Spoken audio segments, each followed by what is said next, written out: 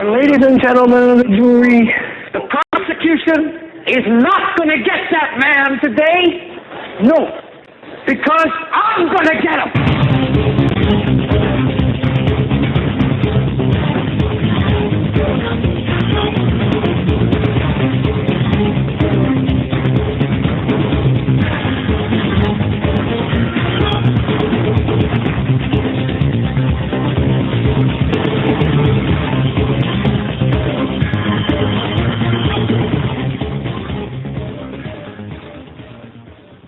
This is the Hagmann and Hagmann Report for today. It is Wednesday, January 9th, 2013. I'm Doug Hagmann, the co-host, along with my son, Joe Hagmann. Together we are the Hagmann and Hagmann Report. Folks, for the next 3 hours, we're going to deliver to you some unbiased, uncensored news, analysis, and information which you need to know. In fact, some of the information we have for this show, this is going to be one of the most important shows, I think, that we've done in a long time. That's not to disparage anyone or anything or any other shows. It's due to the amount of news that has come out today. And the urgency of the news. We've got a lot of stuff to cover. Folks, our home base is HomelandSecurityUS.com. It's HomelandSecurityUS.com and also CanadaFreePress.com. HomelandSecurityUS.com is where Joe and I operate from on the Internet. And you can also watch us, we're simulcast on the Christians United Broadcasting Network. And just straight up, right out of the gate, we want to thank you very, very, very, very much for your continued belief, your continued trust in us.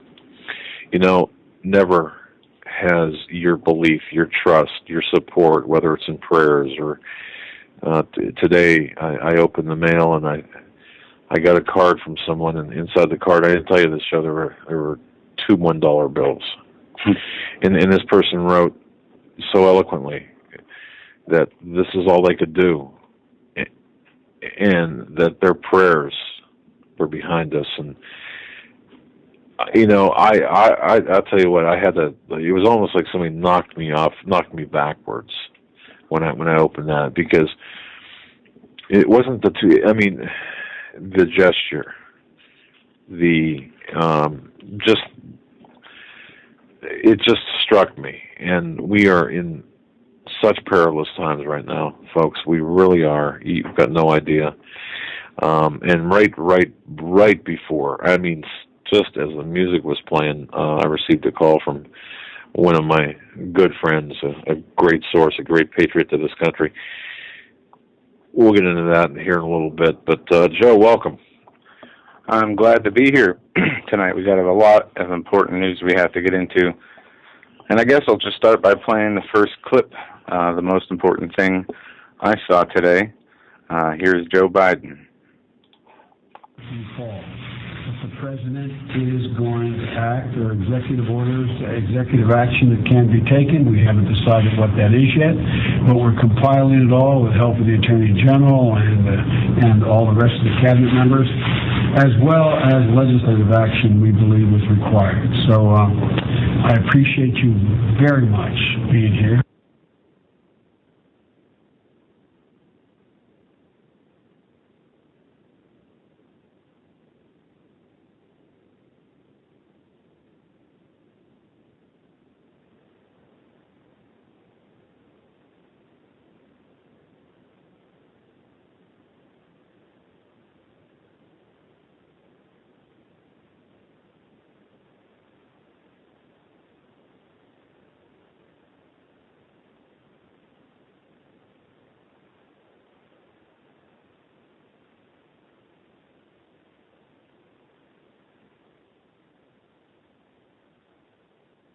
Biden is saying is this is going to be handled through executive order. Yeah, sorry guys. I had us on mute since after the video played. All right. I didn't bring us back. I just brought us back. Let's do this again. Biden. Obama might use executive order to deal with guns. The president is going to act, said Biden, giving some comments to the press before a meeting with victims of gun violence.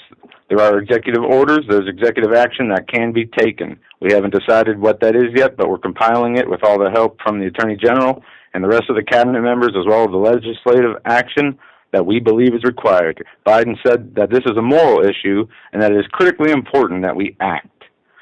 He went on to say that, as the president said, if your actions result only in saving one life, they're worth taking.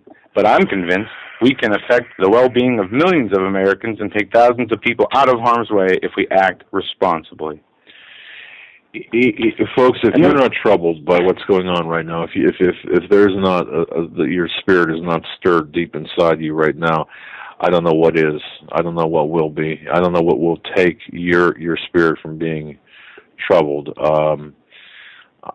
I just don't know, Joe. There are some issues that there's a backstory about what's going on that we need to talk about that does involve Alex Jones and Piers Morgan. They're a big uncovered backstory. I don't even think Alex Jones really covered to the extent that he probably should have, could have, or had the license to. And I think he did this because he did not want to make it about him, although that the left is making this about him. You know, right before as the music was playing, as I mentioned, the gentleman, good friend, who's a good intelligence source, called and said, "Remember, it's all about the scary guns. It's the evil black rifles. It is about the scary guns. It's about the scary talk about the scary guns." And you know, for as much as people are talking, and I don't want to make this program about Alex Jones, but the more I've thought about this, things that have developed since, yes, that no one knows about, the public does not know about, that we're going to get into, but the backstory. But you're right. The more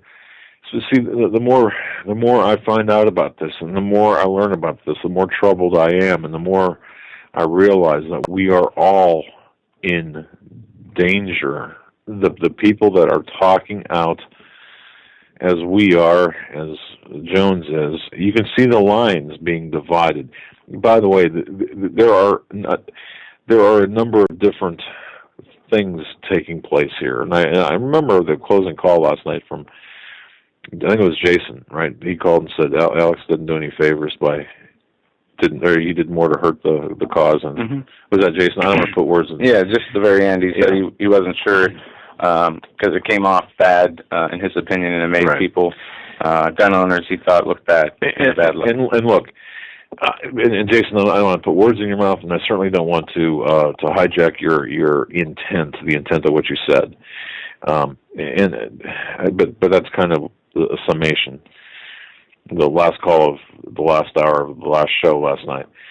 I understand that. Yeah, we only had like 60 seconds. Right. Now, having said that, okay, if you hear the talk, and Joe and I were talking about this, I was out on assignment. I was taking care of some things this afternoon. Well, actually, from this morning through this afternoon. And I was thinking about different things, and this hit me, of course, but the source that called me said, it is about the scary talk. And isn't it funny that Alex Jones can get on, it can go on the Piers Morgan and CNN and say what he said in the manner in which he said, and he got a lot of information out there, and has been criticized, just skewered for the manner in which the message was delivered. Even though he was sticking up for everybody's constitutional rights. Right. Now, what, today? Was it today or last night or after the program and then during the day? Because I'm not even sure how the time played. Go ahead. This morning, I have the audio queued up from what happened on the show on Piers Morgan from last night.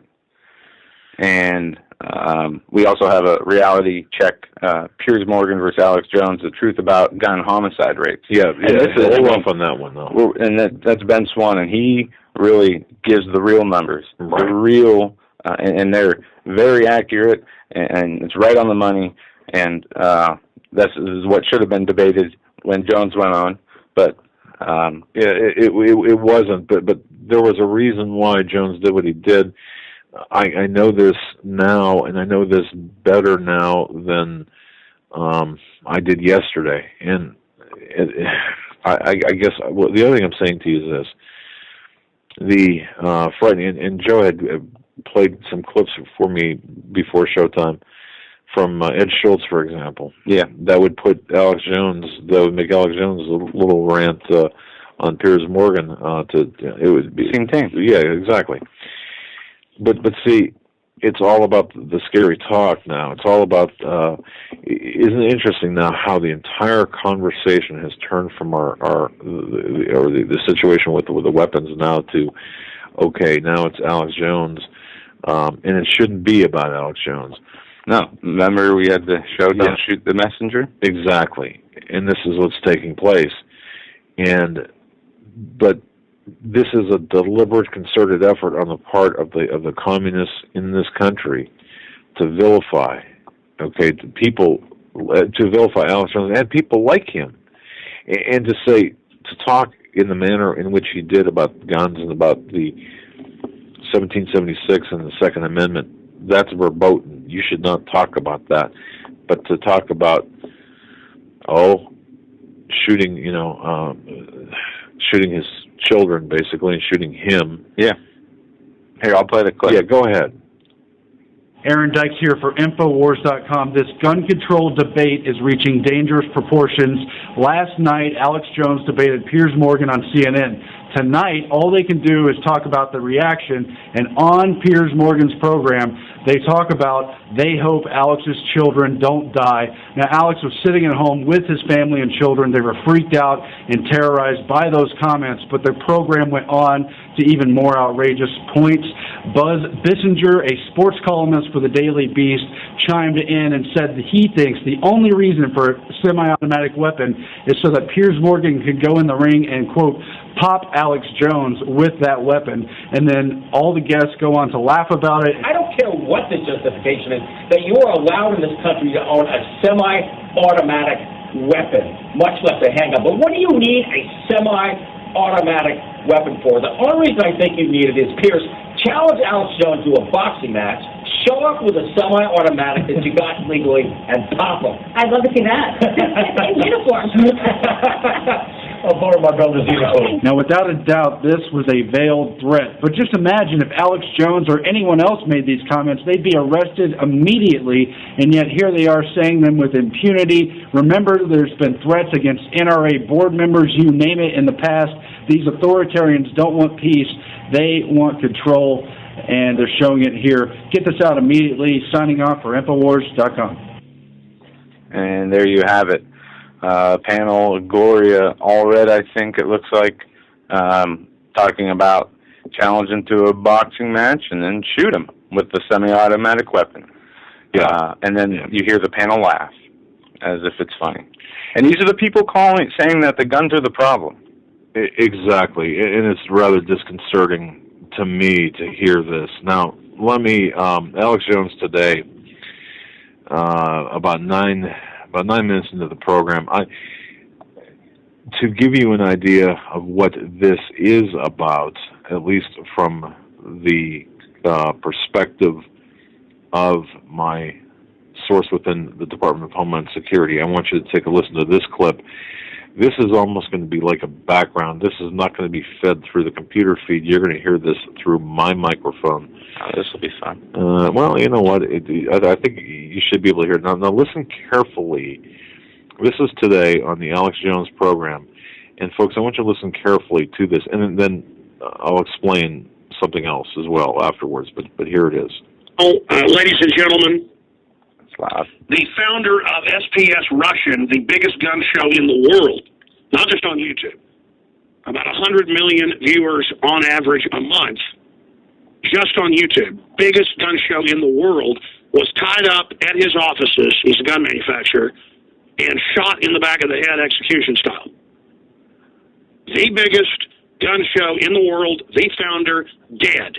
And it's in the back of the local Georgia papers that it's a state police murder investigation. He was executed assassin mafia style. Tied up in a chair, expertly, shot in the back of the head, execution style. We have also discovered in military times that other gun manufacturers and people are dying mysteriously. Now, you remember the head of the Northeast Intelligence Network, who I want to work on getting on tomorrow, Doug Hagmann. Maybe even pop in today if he can do it. He said 2 weeks ago on this show, but I want to go back and find the clip. It's one thing for me to say, oh, he was on the show and said this, and new listeners are like, yeah, I bet. We have to, it's when we got to hire some more crew, because you guys are working really hard, but I need staff to go back and go, okay, that was not the last interview, but the interview before last. It was like 2 weeks ago. We've got to go into that interview, and he says, my federal source, he's got a lot of those sources, says there's going to be a purge. He goes, assassinations of pro-gun leaders. And it'll look like you get mugged or crack dealers go after you. And that's why whenever I was being stalked in New York, I would look like police. And normally, again, you're going to CNN. You're walking 10 blocks because they wanted to have a car deliver us. I said, no, I'll walk. I wanted some exercise. I wanted to wake back up because I've been up since 5 a.m. And, one guy pops out, looks like a cop. On a street, you're walking up 10 blocks, taking turns, and goes, hey, Alex Jones, I'm a big fan.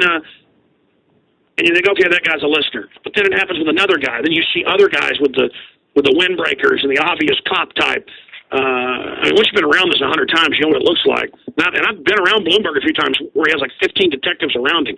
That's his security. That's exactly how they act. The whole confident thing where they act like gangsters, basically, these type of detectives. All right. Folks, were you able to hear that pretty clearly? That was about the gun show owner. And by the way, that did two birds with one stone, I suppose. I'll be a guest for a couple of segments, half hour, an hour, whatever, tomorrow at 12:30 with Alex Jones. So, as an FYI, all right. But the story here, there's two things that I want to bring up. I'll bring up the one issue that really is important: the intimidation that now I know what took place before and even during and after his appearance on Piers Morgan, and also from the time he landed until the time he left. That's something to be aware of. Yeah. And talking about, these killings, one thing that Brzezinski writes in his book about totalitarian and autocracy and dictatorship, he writes this: an inherent trait in the totalitarian dictatorship is always playing on the extremes of emotions between personal and situational conditions. He goes on to say, let us review, in the initial period after the seizure of power, the major energy and machinery of the terror is directed at the obvious enemies, such as the Social Democrats who were in Germany, the Mensheviks or Borghese in Russia, the Democratic parties in Eastern Europe. Only when such enemies are destroyed is the sword of the regime turned against the masses. Only then does the masses' terror gradually develop. Yes. Now, okay. I was trying to follow, and this is why I don't do two things at one time. I was trying to follow there's a comment in chat about the FPS Russia found dead, the head of the largest gun show, and then, of course, his alleged ties to the Russian mob, or I didn't catch it exactly. Maybe I'm misquoting it, but look, this gentleman that says the FSB dealt with the Russian mob. Okay, but the important thing is this weapons manager of YouTube Top Gun Show, FPS Russia, was found tied to a chair, murdered. He was executed. And deputies in Georgia are trying to figure out what happened to a Kentucky man found shot dead. I believe this was last week. It's interesting. Investigators aren't positive. Now get this, okay? basically tied and duct taped to a chair, I believe it was, or tied to a chair, and with a shot with a bullet wound to the head, and they're not sure if it was murder. All right, now look, I know what they did to the Shelby County coroner O.C. Smith in Nashville when he was getting too close to certain things. They wrapped him up in barbed wire, taped a bomb to his chest, and then blamed it on him for wanting sympathy. I understand how these people work, and I'm going to tell you right now, there are people out there who are being targeted, and you've got to understand this. There are people like Alex Jones. Does he have something to worry about? He does. Anyone who speaks out and who does so effectively, or who facilitates the weapons, the pro-weapons position to influence a number of people, or to facilitate the arming of the American public in any way, shape, or form, effectively and largely, they are on the list of targets.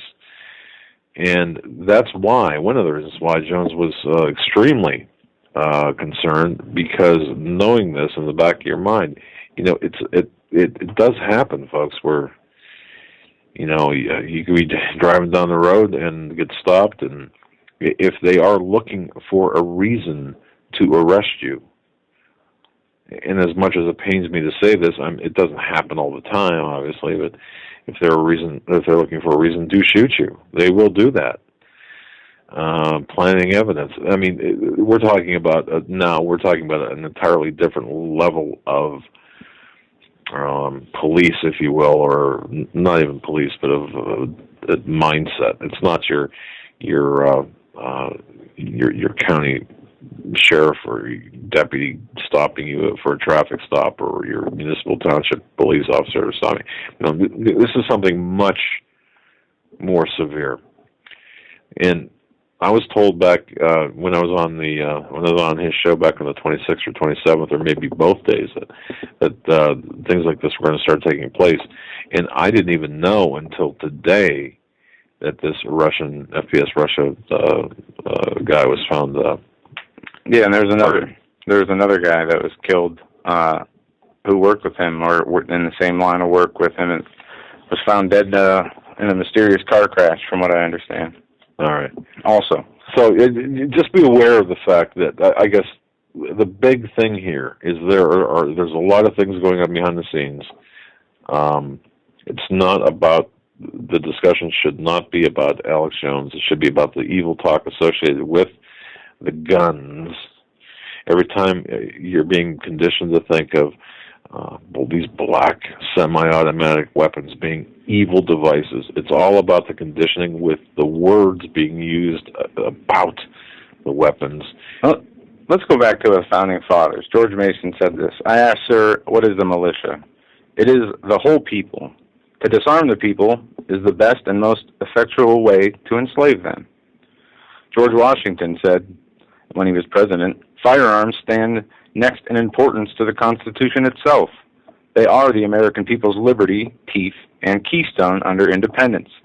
From the hour the Pilgrims landed to the present-day events, occurrences and tendencies prove that to ensure peace, security, and happiness, the rifle and pistol are equally indispensable. The very atmosphere of firearms anywhere restrains evil influence. They deserve a place of honor with all that is good. And I could go on with other quotes from other presidents and from... And I think the important thing is, and I know people get fatigued about talking about the singular issue, but if you look at it as being perhaps the spark that ignites what is one of the sparks that will ignite the country, or the fuel, part of the fuel, or you look at it as with the seriousness that you need to look at it. I'm sorry I'm not as articulate as I really need to be, but you've got to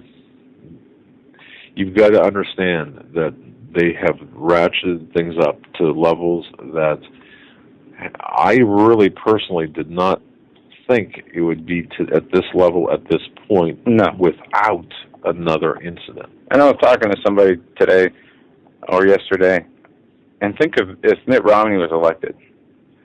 Did Obama do anything to bring about this change in the way things happen? No. Okay. Well, wait a minute. He wasn't involved in the school shootings. He didn't do any policies to all these things that they say are happening. This violence, this gun grabbing. He's not. If Romney were president, right? These shootings still happen. Everything still happens. Okay. The same language, the same rhetoric coming out of the mainstream. It would be exactly the same. In my opinion, out of the leftist media, out of the left and right. Well, Fox has been calling for gun control, off and on, depending on who's on there. It is not a bipartisan issue. Okay. No, I agree with you. I'm sorry. I'm slow in the uptake right now, but okay, I got you. Okay. Yes.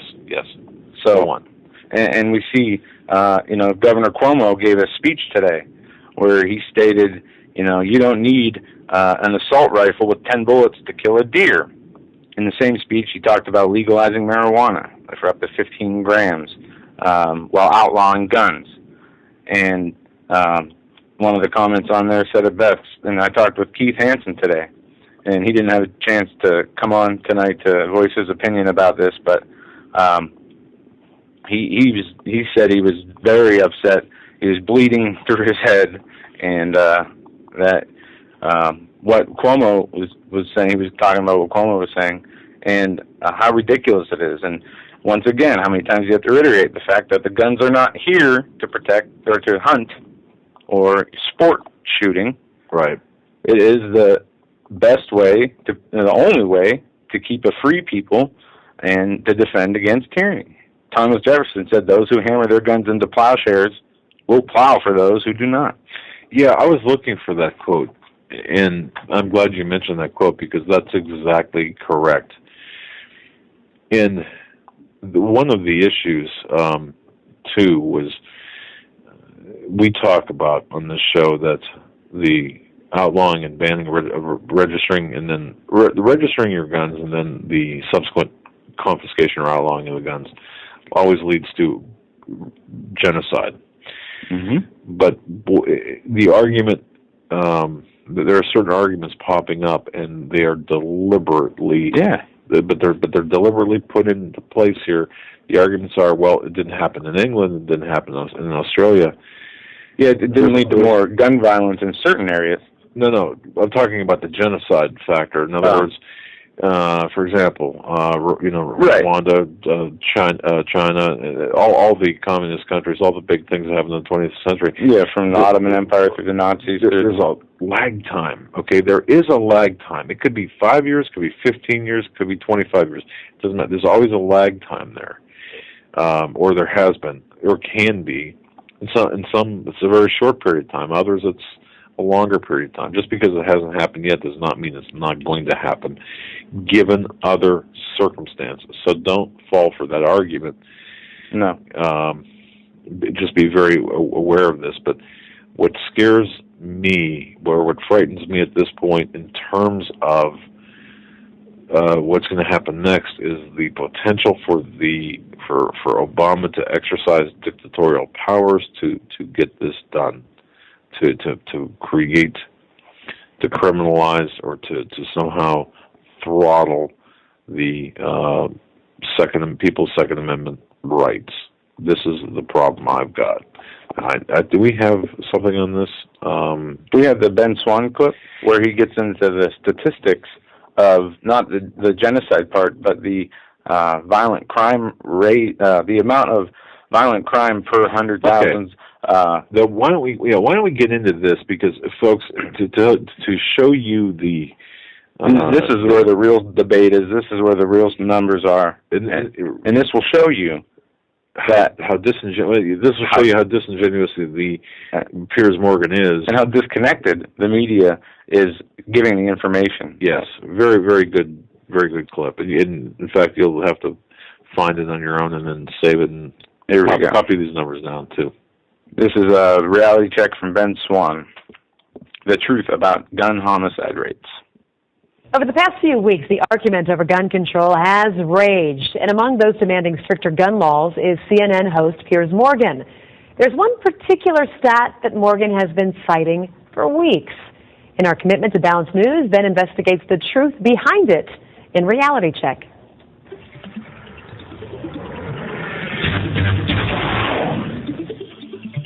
Last night on CNN's Piers Morgan Tonight, Morgan interviewed radio host Alex Jones. And to say it was wild, well, that would be an understatement. Here's just a small clip. Answer this question. How many... Why'd you get fired from the Daily Mirror for putting out fake stories? You're a hatchet man of the New World Order. Let's try again. How many gun murders were there? Oh, you gonna ban your fist now? In Britain last year. How many chimpanzees can dance on the head of a pin? I already went over those statistics. Do you know the answer? No, I don't. You said hundreds. It's very low. You said hundreds. Yes. It's actually 35. Well, the point is you can... Against 11,000. As I said, it was wild, and it got even more wild than that. But we wanted to take a look at some of that exchange, because the stat that Piers Morgan was continuing to cite, one that Great Britain, which banned guns about 15 years ago, had only 35 gun-related murders in 2011, compared to the United States, which had 11,000. Let's start there, because that number is not correct. According to FBI crime stats for 2011, there were 12,664 homicides in the U.S. Of those, 8,583 were caused by firearms. But of those, 400 are listed as justifiable homicide by law enforcement, 260 justifiable homicide by private citizens. On the other hand, it is true that percentage-wise, Britain has a lower gun homicide rate. With a population of 62.6 million, Great Britain saw 59 gun-related homicides for 2011. Still not the 35 Piers Morgan keeps citing. But that shouldn't be surprising that the gun homicide rate in a country that bans guns would be lower than in a country where guns are not banned. Where the argument falls apart is when you attempt to claim that fewer guns equals less crime. The U.S. has the highest gun ownership rate in the world, an average of 88 guns per 100 people. That puts it first in the world for gun ownership. Yemen is second with 54.8 guns per 100 people. So that means the U.S. has the highest gun murder rate as well, right? Well, no. Honduras, El Salvador, and Jamaica have higher rates. So do 24 other countries. The U.S., despite being number one in gun ownership, is number 28 in gun homicide, with a rate of 2.97 per 100,000 people. Of course, Piers Morgan isn't calling for the U.S. to be more like El Salvador and Honduras. He's calling for us to be more like Great Britain. So what do the numbers look like there? The UK has the second highest overall crime rate in the EU. The UK has the fifth highest robbery rate, the fourth highest burglary rate. But more importantly, the EU named Britain as the most violent country in the EU. In the UK, there are 2,034 violent crimes per 100,000 people. That puts it way ahead of even South Africa, with a rate of 1,609 per 100,000. In the United States, we're not even in the top 10. The U.S. has a violent crime rate of 466 crimes per 100,000 residents. So what this means for you is that while people like Morgan insist that the U.S. can learn from Great Britain, well, maybe we can. What we might learn is that violent crime is not the result of a gun or any tool. It is the result of the heart of men and women. And that is Reality Check. You can find the sources for the story posted on our website at fox19.com. If you'd like to make your voice heard in the story, head over to Ben's Facebook page. Find it by searching Ben Swan. And we are also putting a link to the full interview between Piers Morgan and Alex Jones. It's two parts. It's worth watching it. I was reading it last night. You need to watch it. You have to watch it. Yeah. So there you have it. Even though the gun, we have the most guns per people in the world, we have one of the lowest crime rates when it comes to the, what do they say, 422 per 100,000 violent crimes compared to the UK, 2,000 some per 100,000 violent crime. And he said it best at the end. It's not the weapon, it's not the gun, it's the person, and it's their heart. But we have today even more. Iowa lawmaker calls for retroactive gun ban confiscation of all semi-automatic weapons. And the key word there is retroactive as well. Yep. Representative Dan Mulbauer said government should start confiscating semi-automatic rifles and other firearms. The Democrat from Western Iowa town is a cattleman and farmer. The newspaper reported he owns a .410 shotgun, a .22 rifle, and a .22 pistol. We cannot have big guns out here as far as the big guns out here, semi-automatics and all of them, Marlboro told the newspaper. We can't have those running around here. Those are not hunting weapons. We should ban these weapons in Iowa, adding, and they should be applied, the ban should be applied retroactively. Well, and that's one story of many. And this is how I believe it's going to play out, just based on the people who I've talked to. The people who've talked to me, they expect this to be a retroactive criminalization of weapons. There will be no grandfathering in of the high capacity magazines or the various weapons that are identified. So now let me go problem. Well, let's switch gears here. Okay, we're going to Brazil. There was a federal land grab where whole towns were evicted at gunpoint by the UN. Federal Brazilian police and military personnel, some wearing United Nations uniforms, were forcibly relocating whole communities in Brazil at gunpoint under the guise of returning huge tracts of land to a small group of Indians whose ancestors were allegedly there at some point. Thousands of local residents who have lived in the area for decades or were even born there, however, are fighting back, with critics saying the government's actions smack of Stalinism and may constitute crimes against humanity. Since the latest controversial operation began in November, the state of Mato Grosso, according to the authorities and news reports, citizens opposed being stripped of their property and homes and have been doing everything in their power to stop the assault, setting up roadblocks, batting heavily armed federal forces with stones, sticks, Molotov cocktails, torching government trucks, protesting and refusing to leave. Others cried as their homes were torn down and under armed guard. Reports on the scene, even federal lawmakers suspected bloodshed may be near. Now, they don't have guns to defend themselves. That's right. I do really suspect at this point that, well, not suspect, I've been told as much. What we're seeing take place right now, aside, well, on a global level, but specifically, they want America out of the way. When I say they, we're talking about the globalists. We're talking about the people in power, the global power masters, and they're going to do this through a number of different ways. And the gun confiscation plays heavily into it. Private property, that issue. What we're seeing playing out, as Joe just explained. Mm-hmm. This is all part of it. And think about the Federal Reserve printing money to buy mortgage-backed securities. Yes. Think about if they do take the guns away. Imagine the Agenda 21 they want to implement, forcing all the population, or what's left of it, into 25% of the land in America. How are they going to do that? Well, if there's no guns in the Americans' hands, just like they did in Brazil, and what will we be left with?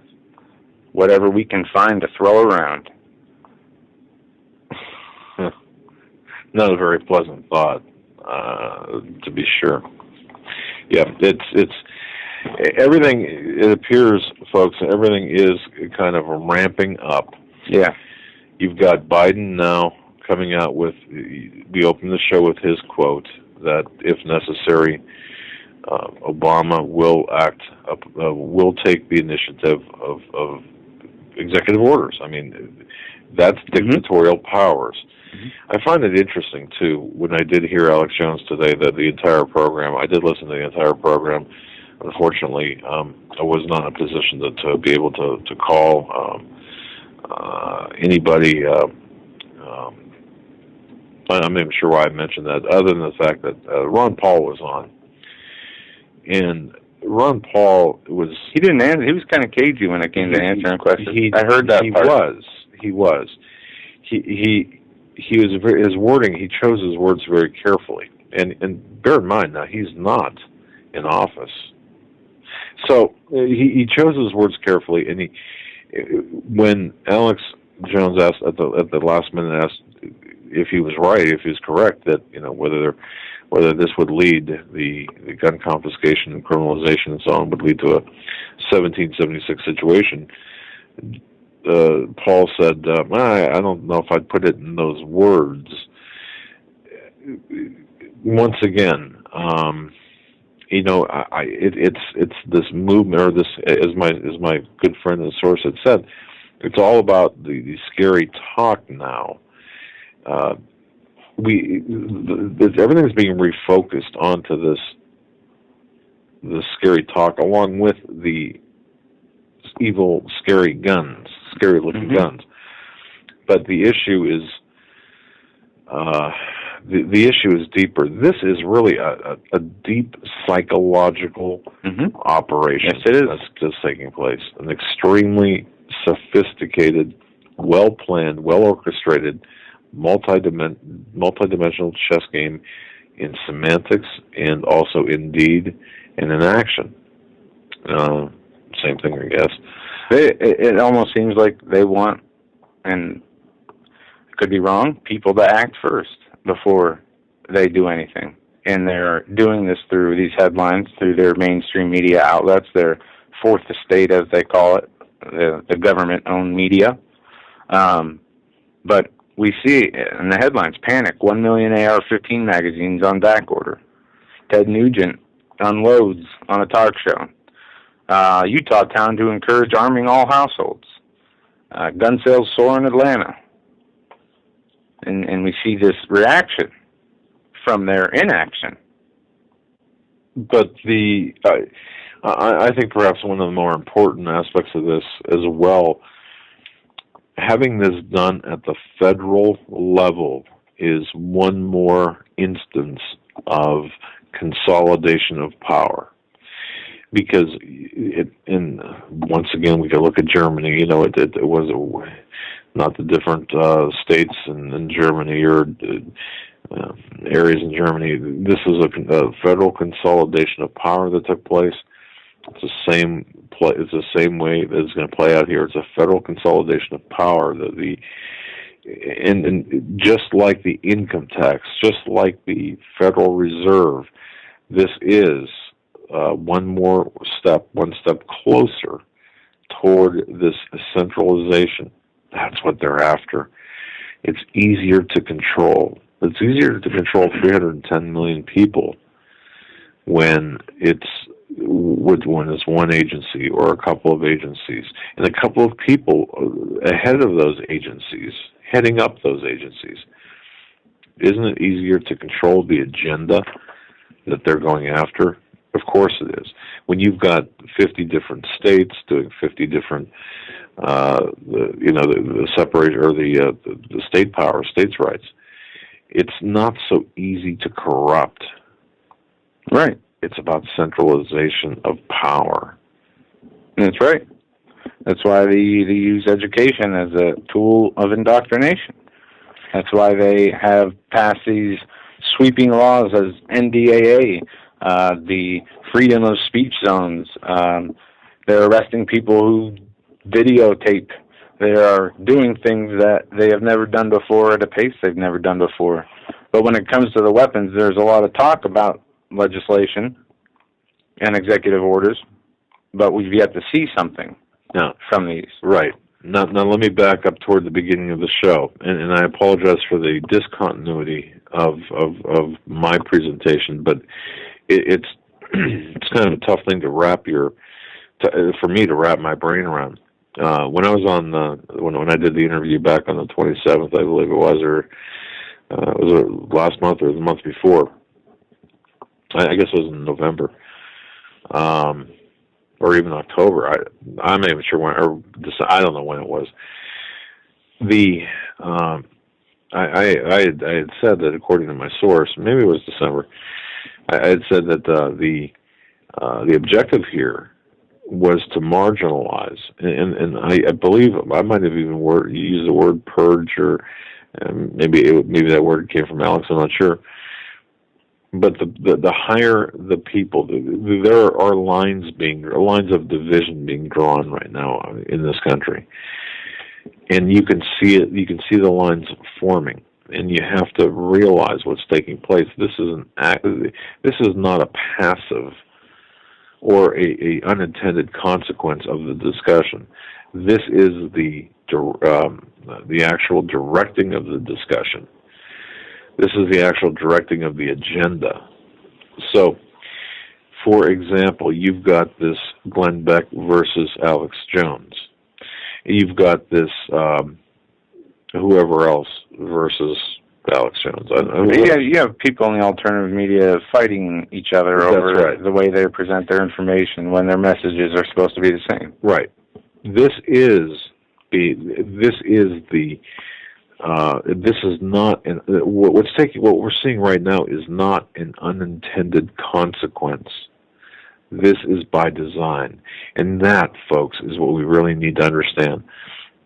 Maybe I didn't make my point clear earlier, and when I mentioned about about people going after others, and of course, where does that FPS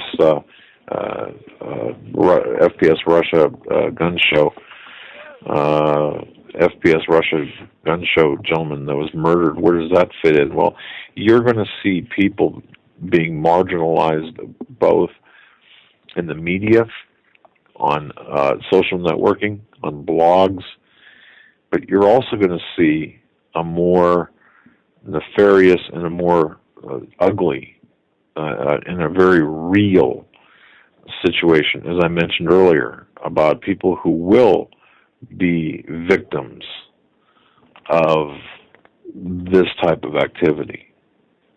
This is destined to send a message. This is designed to send certain messages for a police agency. Now, I can think of a number of cases where the suicide did look like murder. I mean, it really did, and I was having investigated, through my forensic analysis courses that I took to see exactly, to recreate the situation. I understand, okay? However, I have, without knowing without looking at the crime scene photos or knowing the exact circumstances, I could tell you that this, for the investigators in Georgia, saying that this gentleman by the name of Keith Ratliff, once again the head of FPS Russia gun show, biggest gun show in the world essentially, for them to even consider this being anything but a murder publicly tells me that there's a huge issue here. We cannot allow this to pass. And that was one of the things Jones did say today as well. I don't use cocaine. I don't use drugs. I don't visit hookers in the hotel room. So if I'm found dead in the hotel room with a hooker, or if I'm shot because I'm transporting cocaine, and I'm paraphrasing. Just think of the D.C. Madam that he had on. I mean, this is real. And there's more cases than that. The people who shoot themselves in the head 3 times when committing suicide, and Breitbart, and we could go on and on. So I just want to caution everyone, just not even caution, just to let people know that this is indeed real. The concern is genuine, and it should be genuine. The battle lines, the real lines, are being drawn, and the whole conversation is being directed by certain semantics. And it's the evil, it's the evil talk. It's a scary talk. It's a scary guns. It's a scary appearance of guns. It's a scary. Watch how we are being directed, because it's no accident. That's right. I just want to. I hope that was clear, and I hope you could not only read or listen to what I was saying, but read between the lines. All right, I want to hit this story here. Famous church bells to ring for same-sex couples. The Washington National Cathedral had been ready to embrace same-sex marriage for some time, though it took a series of recent events and a new leader for the proponent, a 106-year-old church, to announce Wednesday that it would begin hosting such nuptials. The key development came last July when Episcopal Church approved a ceremony for same-sex unions as its general convention in Indianapolis, followed by the legislation of gay marriage in Maryland, which joined the District of Columbia. The National Church made a special allowance for marriage ceremonies in states where gay marriage is legal. Longtime same-sex marriage advocate, Very Reverend Gary Hall, took over the cathedral then in October. Conversations began even before he arrived to clear the way for the ceremonies at the church, so that often serves as a symbolic house of prayer for national celebrations and tragedies. See, and all of these issues do fit together. Mm-hmm. In this Republic of the United States of America, you've got people that you've got this attack on the morality, on the integrity, on the moral fabric of this country. You've got the attack on the religion. You've got and what this is too, by attacking the Second Amendment, we are going to sorely lose the First Amendment, and it will become a hate crime. We will not be able to criticize or to take issue with homosexual unions as being abnormal. They will if they can criminalize the possession of weapons for defensive purposes, or weapons period, don't you think that they are going to ultimately criminalize what Joe's talking about, the immorality behind the same-sex marriages, the homosexual marriages? Yeah, the churches that refuse to go along with this this absolute sin that is, this forbiddenness, the churches, they'll be run over, the ones that refuse to perform gay marriages. And you know something, Joe, and I want to thank you so much for really pulling the weight today on certain things. But see, what people don't get is what's the ultimate, what's the big. This is once again a good friend of the show says often, this is for all the marbles. And you hear that, and you hear that often enough, and it loses certain meaning. This is for everything. This is for all the marbles. But I don't want you listeners to you've got to know that this is for all the marbles. What's taking place today? It is a multi-pronged attack to take America out. And it's not the transformation of America. It's the complete destruction of America, with taking America out. And that is so important because, see, the three major religions, Christianity, Judaism, and Islam, are going to be combined ultimately into one religion. And I know it's so difficult for people to really understand this. Ultimately, a state religion, where you're not going to be able to, just like it says in the Bible, the ultimate objective, ultimately, you're not going to be able to practice it. But see, the Muslims will go right along with this agenda, because it fits with the communist approach, as we saw in World War II, how they worked together, the Muslims and the Nazis, for example. It fits, but this is the ultimate goal, to take the one true religion, the Christianity, and of course the Judaism, to dilute them and to outlaw them, essentially. And how do we know we're living, in these times, these perilous last times? Well, remember the parable of the fig tree, where he says, "Behold the fig tree and all the trees, when they now short forth, and ye know of your own selves that summer is now nigh at hand."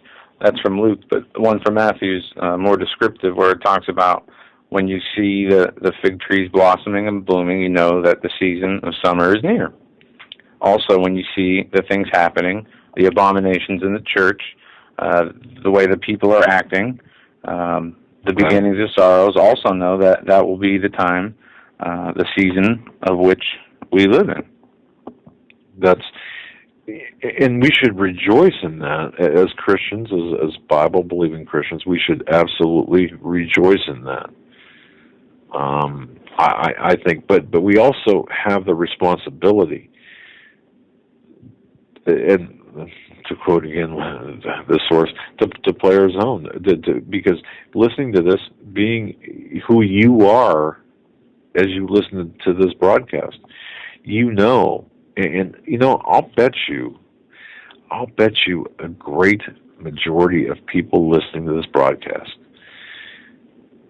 wonder how they got. Well, I'll bet I'll talk to you that the percentage of people listening to this broadcast that can feel in your heart or in your spirit that you were born for this day, that you somehow, in some way, you might not know what you're doing, whether you're driving your vehicle right now as you're listening to this, or if you're working in a factory listening to this, or if you're overseas, or whatever you're doing, but you were born for this day and this time. God has a plan for you, and it's your responsibility. And see, that's a big responsibility. You might not want to accept it because it's kind of like, come on, really, do I have to do this? It's kind of like sometimes like I feel, really, do I really? I mean, come on, please, get on. But this is, it's you. It's not us necessarily. It's you who are going to be talking to others and influencing others.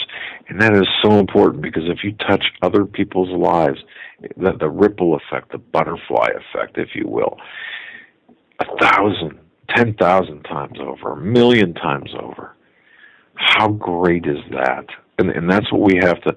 So combine the knowledge with the Word, and you've got a very powerful message and a very powerful position to play. So yeah. And what we're going to do, I think, we should do this for the 2 hours remaining we have, is take calls, and I want to get people's reactions on what's going on today with all this talk of banning guns through executive order through different states. Anything that you see on that is important to you, anything we did or didn't cover, we want to hear from you, because we're going to have Nathan Leal tomorrow.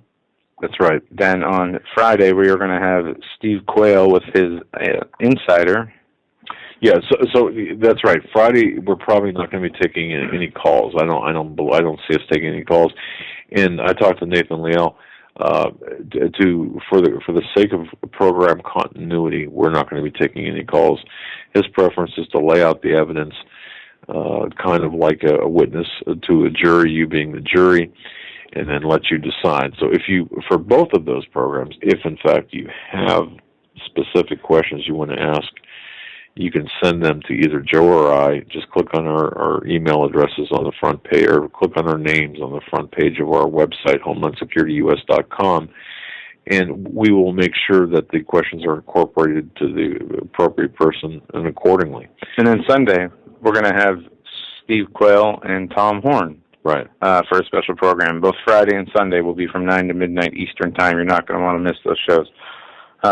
Another article here I want to hit before we end this first hour and take calls.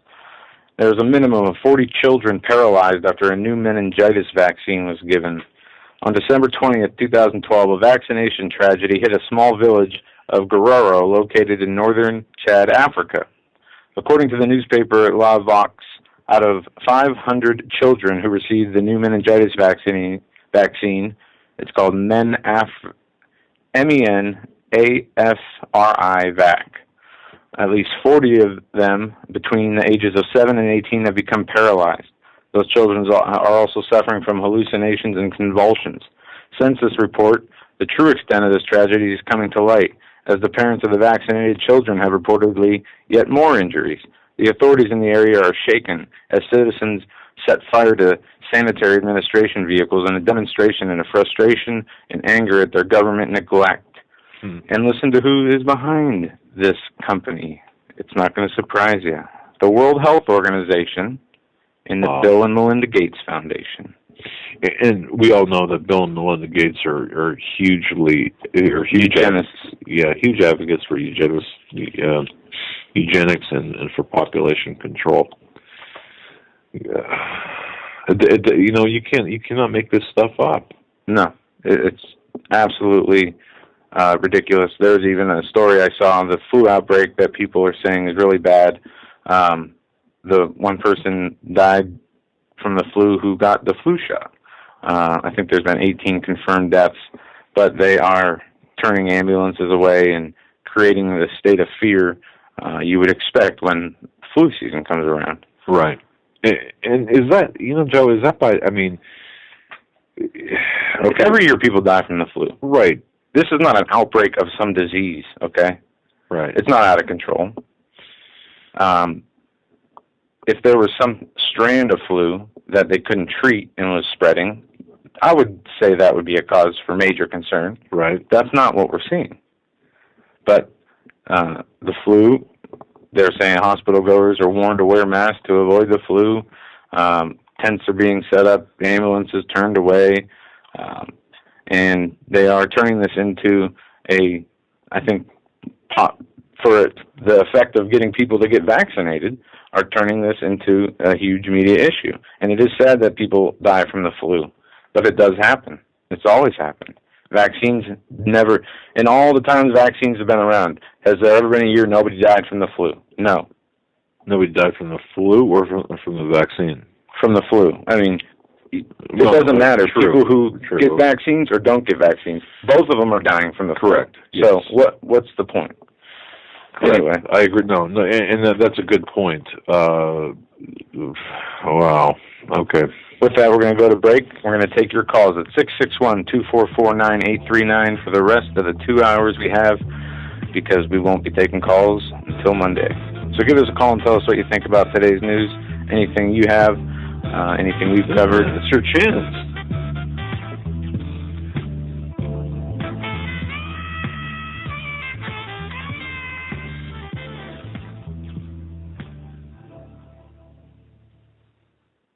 Hi folks, Doug Hagmann here. You might know me as the co-host from the Hagmann and Hagmann Report, or as our frequent guest on Coast to Coast AM with George Norrie. If you're like me, you're tired and confused over today's headlines. You just don't know where to turn for accurate, concise information about really what's going on, what's truly going on in today's society. If you don't know where to turn for accurate, well-researched, and properly vetted news, I've got a suggestion. In fact, it's a requirement. Bookmark Canada Free Press. That's CanadaFreePress.com on the Internet. It's just not for Canada. It's for news across the world. Judy McLeod, founding editor, has put together a vast array of talented writers like Kelly O'Connell, Daniel Greenfield, Dr. Eilena Johnson-Powell, a lot of guest columnists, very talented writers. Folks, that's Canada Free Press at CanadaFreePress.com. Now mobile friendly. Follow on Facebook, because without America, there is no free world. Survival of the fittest. In any and all situations, survival is your number one priority. That requires being tough and thinking smart. And the folks at Freeze Dry Guy are going to help you do just that. They have the long-range patrol ration entrees, what they call the Brick Pack. When you're in survival mode, it is absolutely the best item for your survival pack or bug-out bag. You can go farther, faster, and carry more food with the LRP cold weather ration entrees.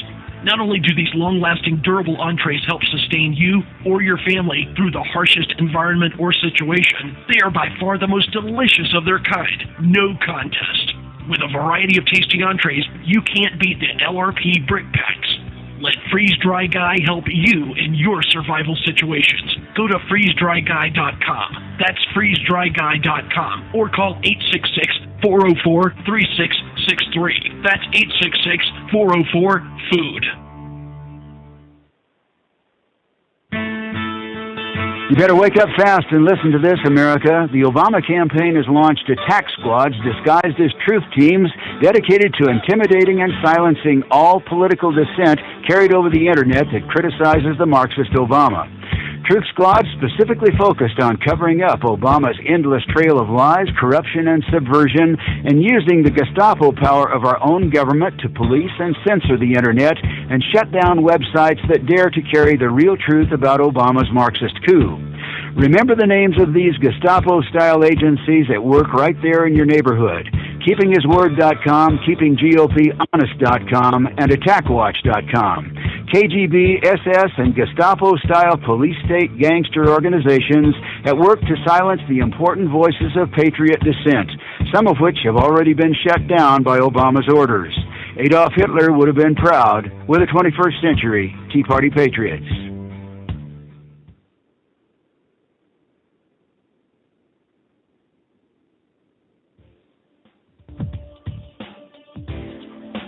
Hold on to your seat. The Hagmann and Hagmann flight is now taking off. Doug and Joe Hagmann have cleared the runway of TSA agents, jihadists, political crackpots, and global elitists. Now get ready for some real news. Here they are, Doug and Joe Hagmann.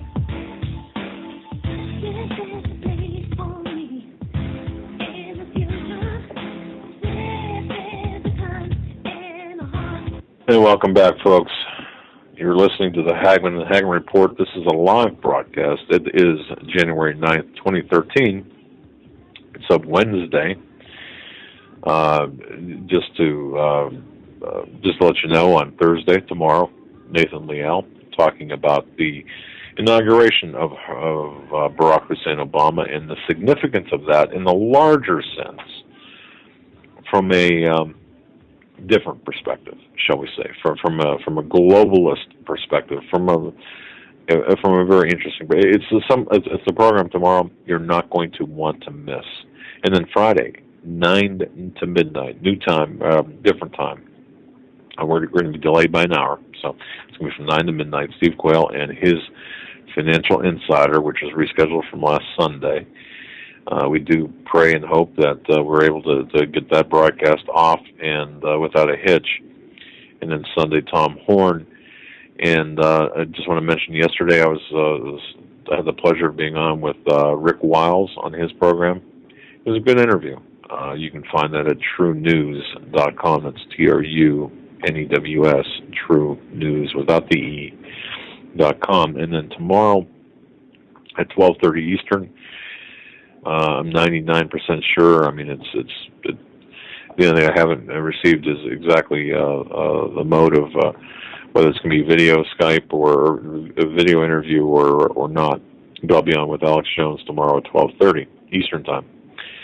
And I just wanted to mention that. And then, of course, the rest of the show tonight, because of our full plate here, we'll be taking your calls, and if you can be particularly on point, we'd really appreciate it. On point with whatever your concern might be. We'll entertain all of your concerns, all of your ideas, your thoughts. But if you can consolidate them so we can get as many callers in as possible. So with that, Joe, what's your take? What's up? Well, we got some callers on hold, and if you want to join the conversation, 661-244-9639 is the number. You can get online, and we'll bring you on here. We're going to go in order from how long people have been on hold, and I think we got Long Island, Dave. Yeah, and we don't screen calls, by the way. So, Dave, you're live on the Hagmann and Hagmann Report. Hello, guys. How you doing? Good, sir. You're up. Well, yeah, no. Don't even ask that question anymore. Like Savage used to say, I can understand we're not doing too great, Everybody, But Doug, I just want to say real quick, I explained that thing about the floor shaker and everything, and I was in the chat yesterday, and some people who were saying, get some backbone and all this and that. I guess I'm a little stressed out, here being here, and I know what's around me. I don't even know how to put my finger on it. Everything is going through my mind. Steve Quayle, things about, even that guy, his friend, I can't remember, with the sunglasses, the ex-law enforcement state trooper. Greg saying, I had a lot of stuff involved. I did the wrong thing. I had a weapon or two taken away. I got them back, snuck around it, and got it back. I'm sure the ADA wasn't too happy on that. and I got a sheriff living 2 doors away. I'm a marked man almost, and I guess that's, I don't mind me being taken out, with a red dot on me, but, please, like, it's being stretched out too long. That's the way I feel. You know what I mean? So I didn't want to make anybody feel that I'm not with the Lord, because I know the Lord helped me in taking out this floor shaker that was antagonizing me for like 3 or 4 months. But you also mentioned things about, about some people trying to do things to that guy that was doing stuff to the wife. I had some papers. I was actually living in an apartment house on the island here. I never said this to anybody, not on a radio show, but I was in a place. Well, I found out that the people downstairs were Pakistani. Then I found out from a black guy, Rob, a real nice guy. He says, yeah, they're Pakistani. Well, as soon as they heard me with the St. Patrick's Day parade, they started stomping. Believe it or not, this happened. And I believe that. I've actually, yes, I believe that.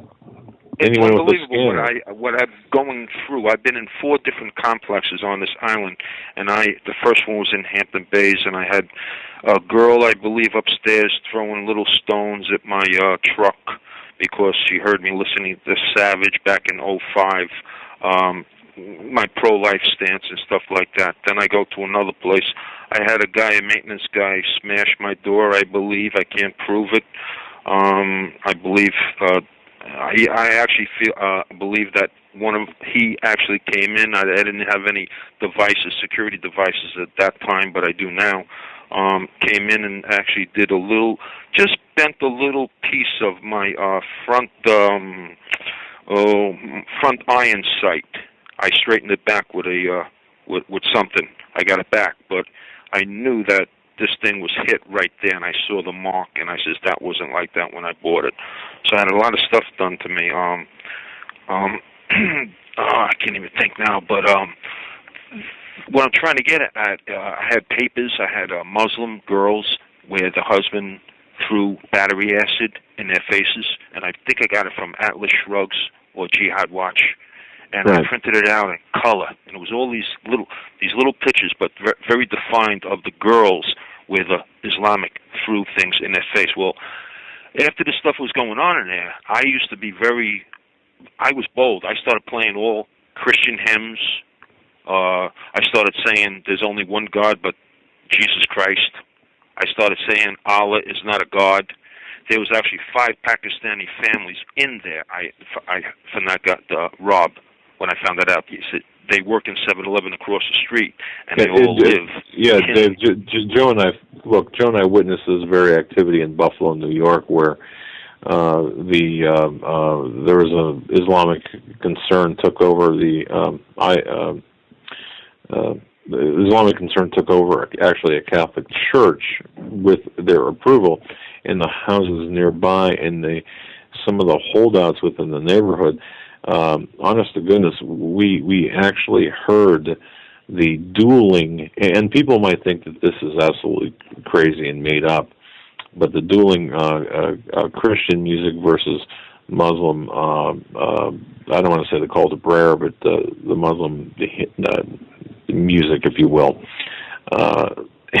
You cannot make this up, but it does happen. So yes, it does happen. Yeah, so I left that place. I smashed a dumbbell on the floor because they were shaking my bedroom. Yeah, it's unbelievable. I know, really, I sincerely, Doug, somebody was in the attic. The attic thing was open. I called the police once or twice on that one. The superintendent said the attic door stays open. That means I went up there, and you can go from apartment to apartment up on the top. I said, why do you leave it open? He says, for the fire department or something like that. We can't close it. It's unbelievable.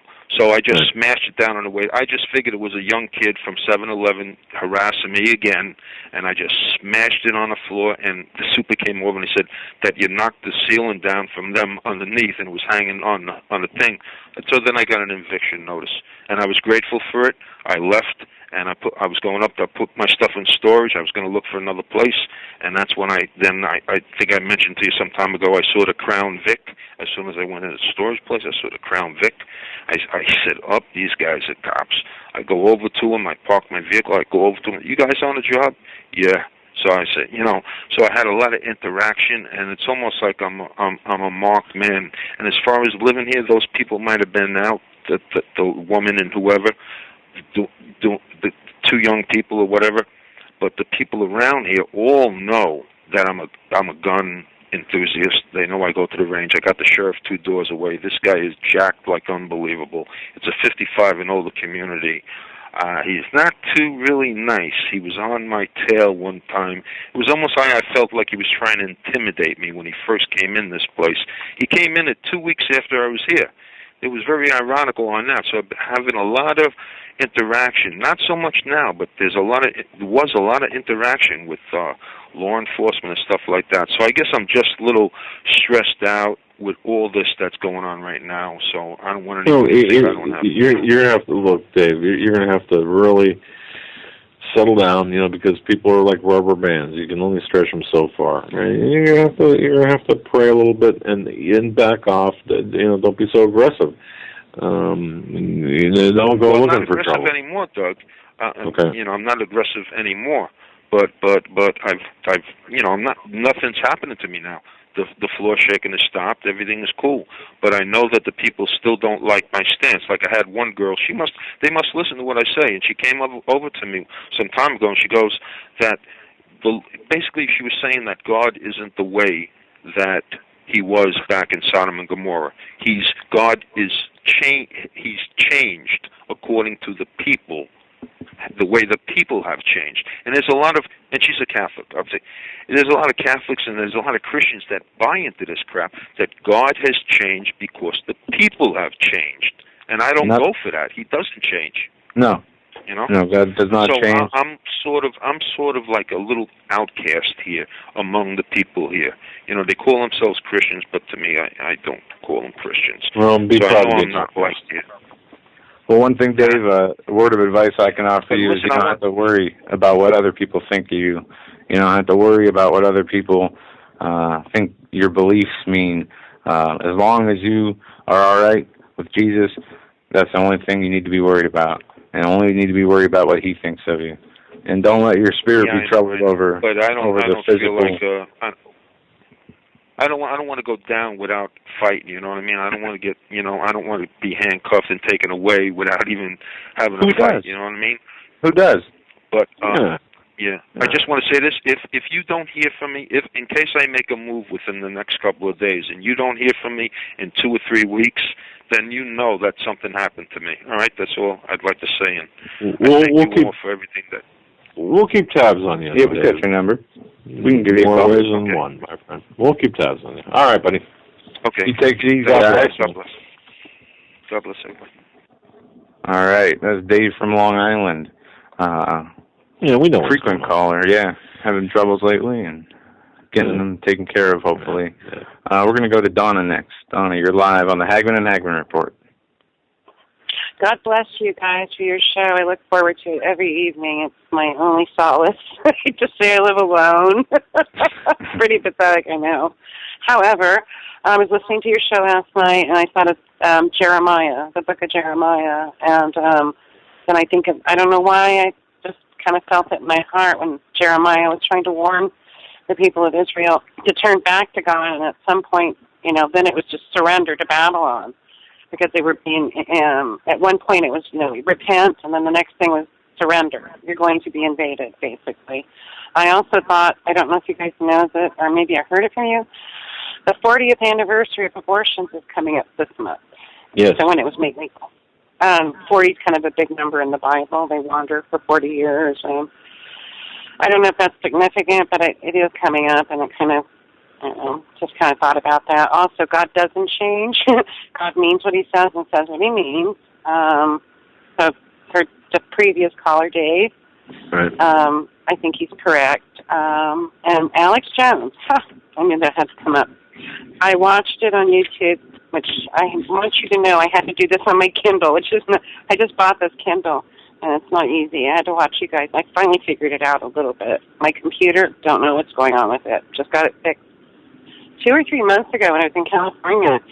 They loaded new stuff on it. It was all great. And I've been doing some strange research. I mean, a lot of research. I don't call it strange. I'm just very much into my research. If I hear something, I try to vet it. You know, so I look up stuff like who owns Fox, and then I look at, you know, the executives and look at their, you know, just research. But I don't know why I do it. I'm nuts. And just like research. I'm disabled, so I do a lot of research.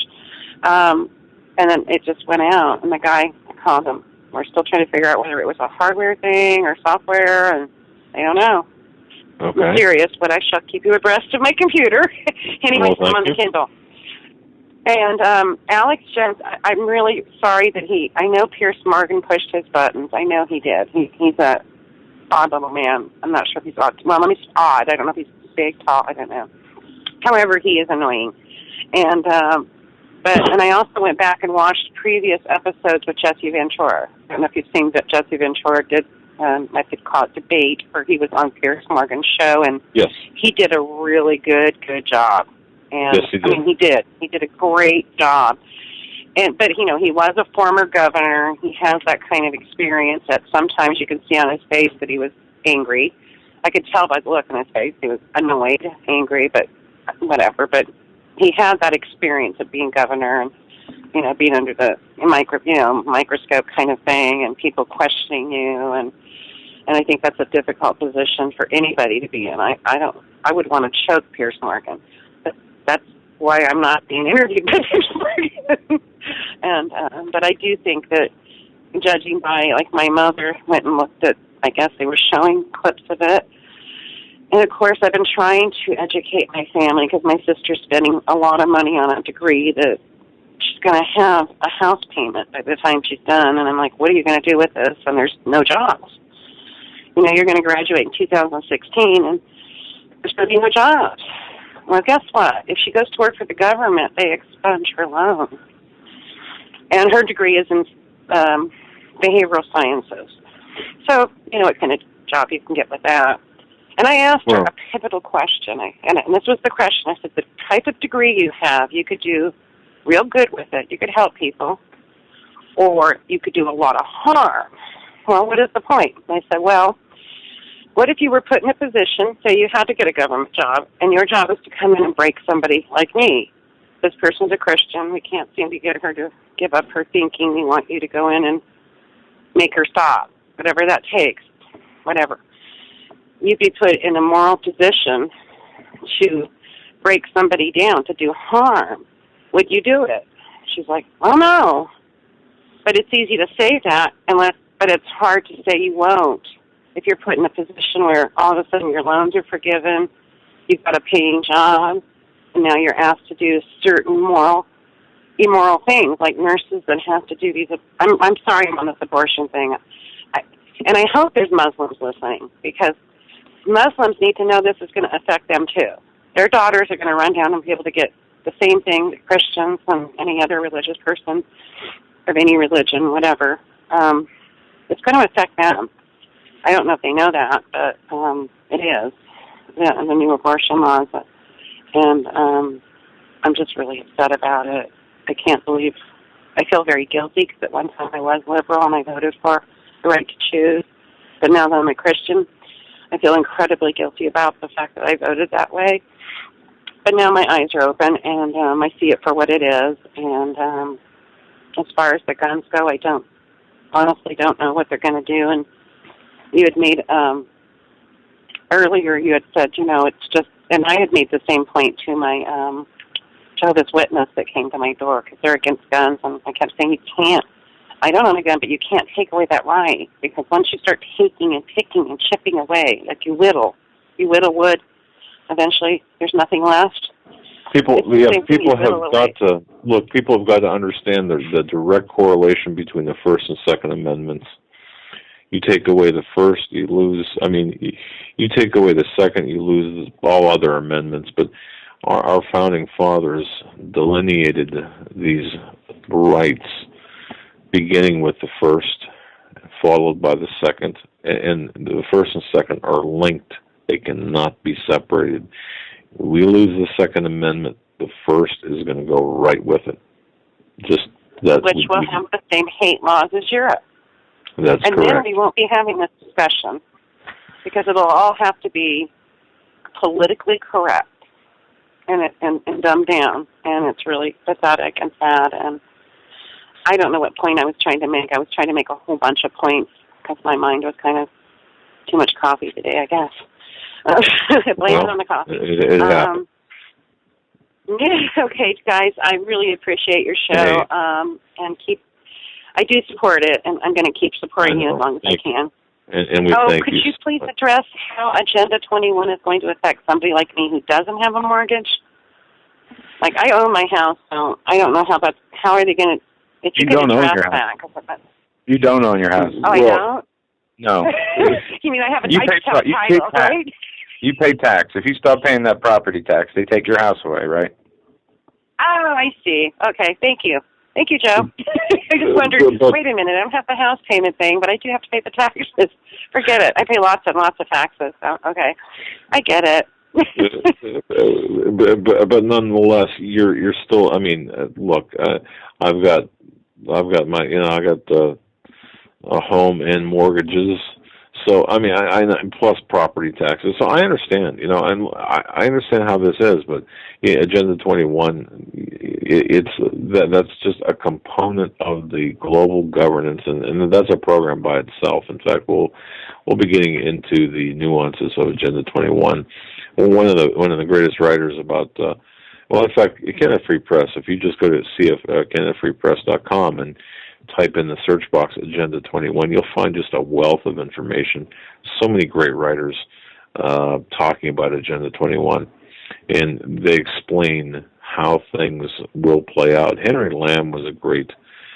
He's since passed away, but he was a great writer about the Agenda 21 and other globalist issues. But that's just so keep that in the back of your mind as you do research, Donna. It's CanadaFreePress.com and type in Agenda 21. Okay. All right. I will. Thank you, Doug. And you guys, I'll keep listening. Thank you. All right. Thanks. Bye. All right. Hey, and Joan, I want to tell you something. And folks, listen to this and think about this. Think carefully about the ramifications behind this. And, this has more meaning than just numbers and years and timeline. But think about this. Since Columbine, when did Columbine take place? That took place in 1999. Seems like, wow, that was a long time ago. I mean, 13 years ago. In the past 13 years, we've had 31 mass shootings. 31. In 13 years. That's kind of an interesting configuration of numbers, but I'll leave that alone. In 1999, there were 3. Now, just think about this for a moment. In 1999, there were 3 mass shootings. In 2000, there weren't any. In 2001, of course, there weren't any, except for the major 9/11 attacks. Of course, that was not a mass shooting. That was just a horrific event. In 2002, there was 1. 2003, there was 1. 2004, there was 1. 2005, there was 1. 2006, there was 1. Now, 2007, 4. 2008, an election year, 4. 2009, 6. And then 2010 and 2011, 1 each. 2012, an election year, 16. 16 mass shootings in 2012. Well, out of those 16, how many can be proven to be real? Well, that's, and we have spoken before about the... And I'm not doubting, I don't want to... When we say real, I mean the real people died, and right. But I'm not trying to be insensitive, but we know that they have ways of making drills. We see the odd behaviors and the different shootings recently. The most 2 recent ones, the Colorado and Sandy Hook. Absolute. I mean, there is just a laundry list with Sandy Hook, and An interesting thing I learned is the Church of Satan is headquartered out of San Francisco with a secondary place out of Newton, Connecticut. It's only a town of 2,000 people. Yeah, we have to keep Newtown. Sorry, Newtown. We have to make sure we pronounce that right. Newtown, because it has some connotations to the name Newtown. But by the way, the woman who wrote The Hunger Games, lives in Newtown. Yep. And so does the gentleman who created the board game Scrabble, lives in Newtown. They might think, well, so what? So do the other people. Well, it's just think about the Hunger Games. And in terms of Scrabble, words mean things. Words have meanings. It's just an interesting, eclectic form of population there.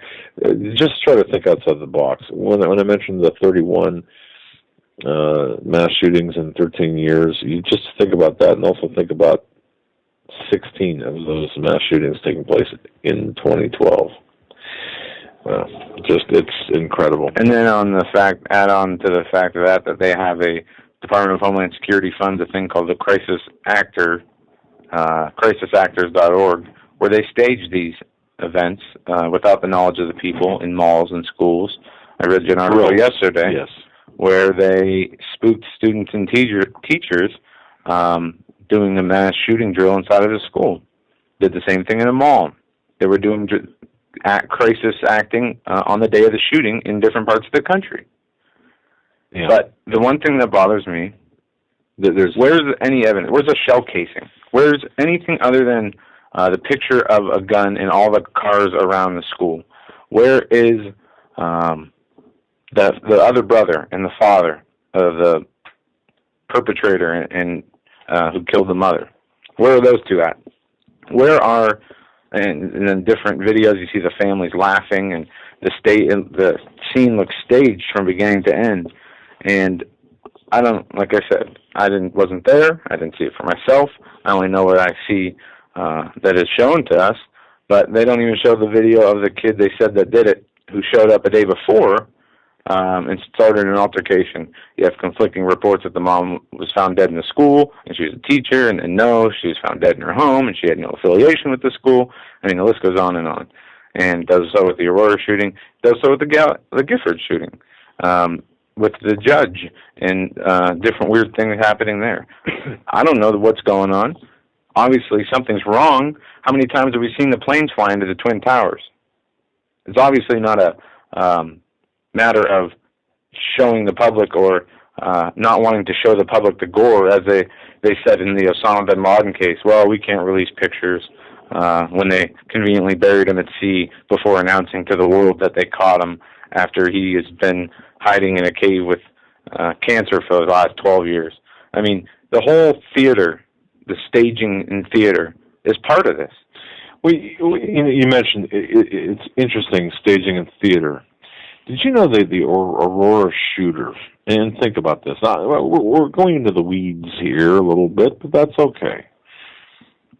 He thought, in fact, I believe that this is on record, he thought that he was in a movie.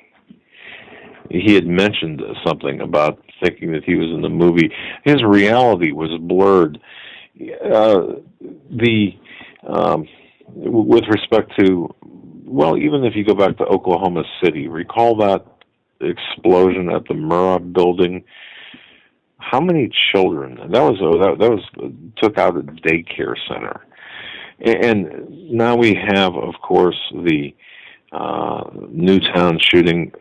Killing children gets people's attention, and we know this. What separates America, by the way?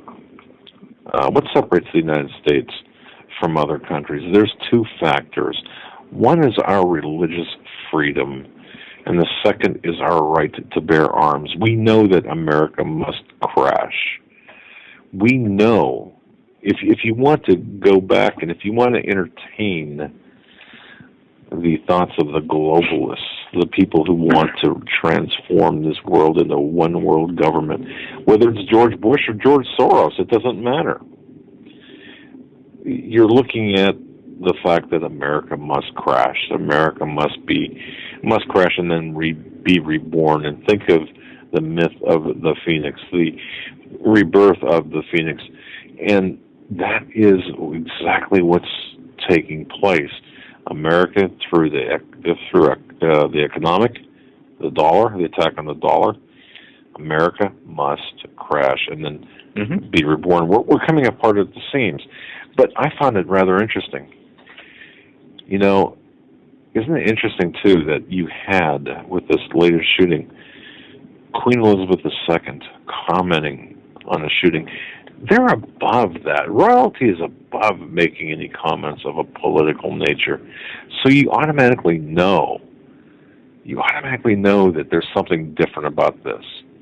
Even all of the other aspects aside, you know that there are different things about this.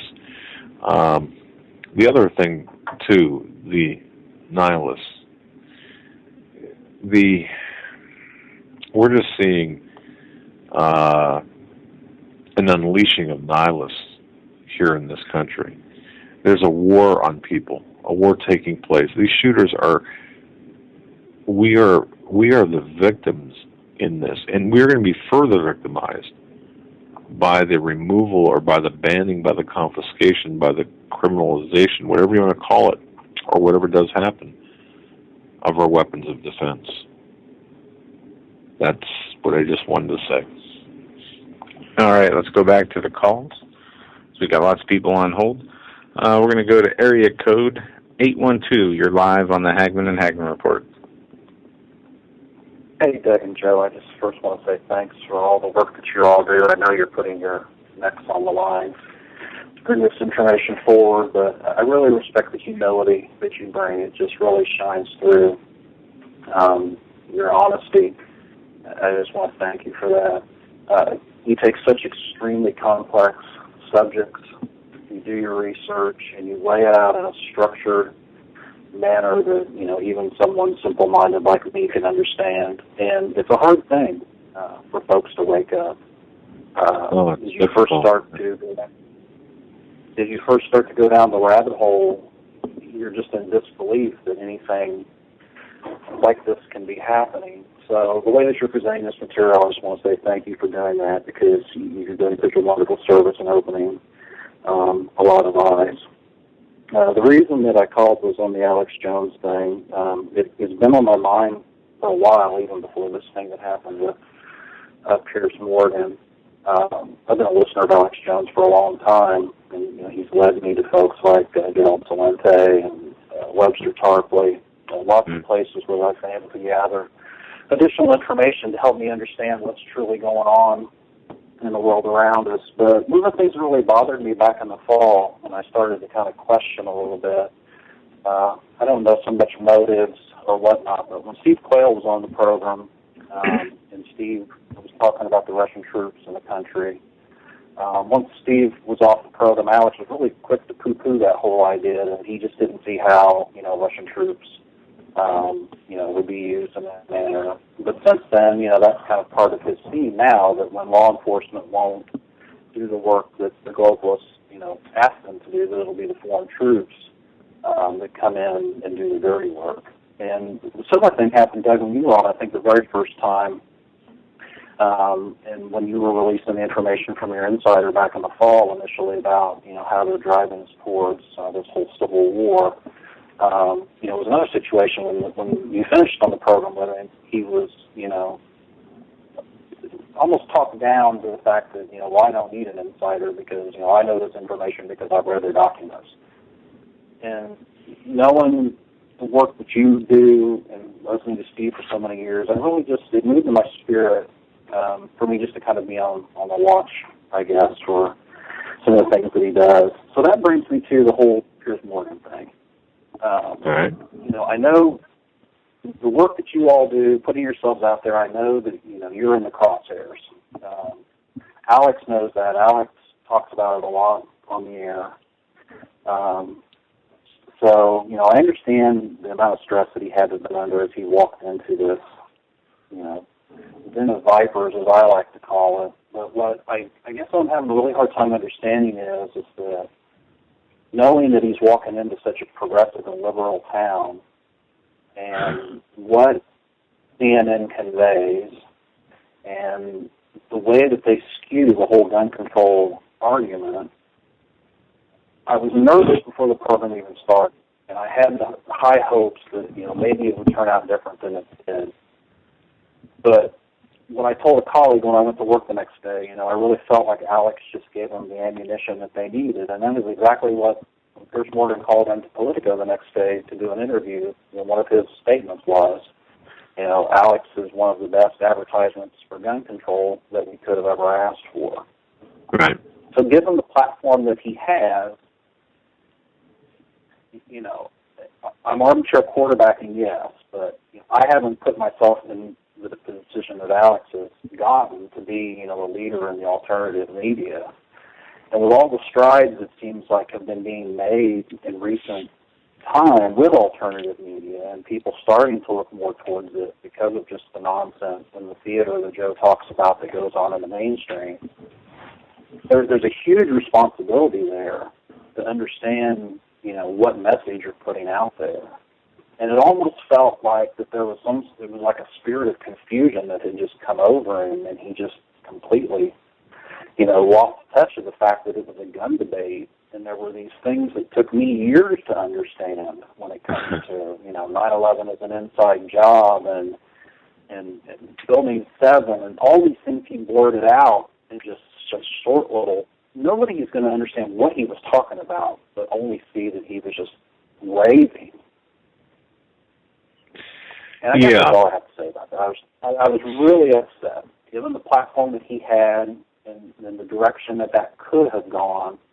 Now there are sound bites out there that CNN, MSNBC, the Huffington Post, and that's what you've seen online now everywhere is the Alex Jones Piers Morgan interview.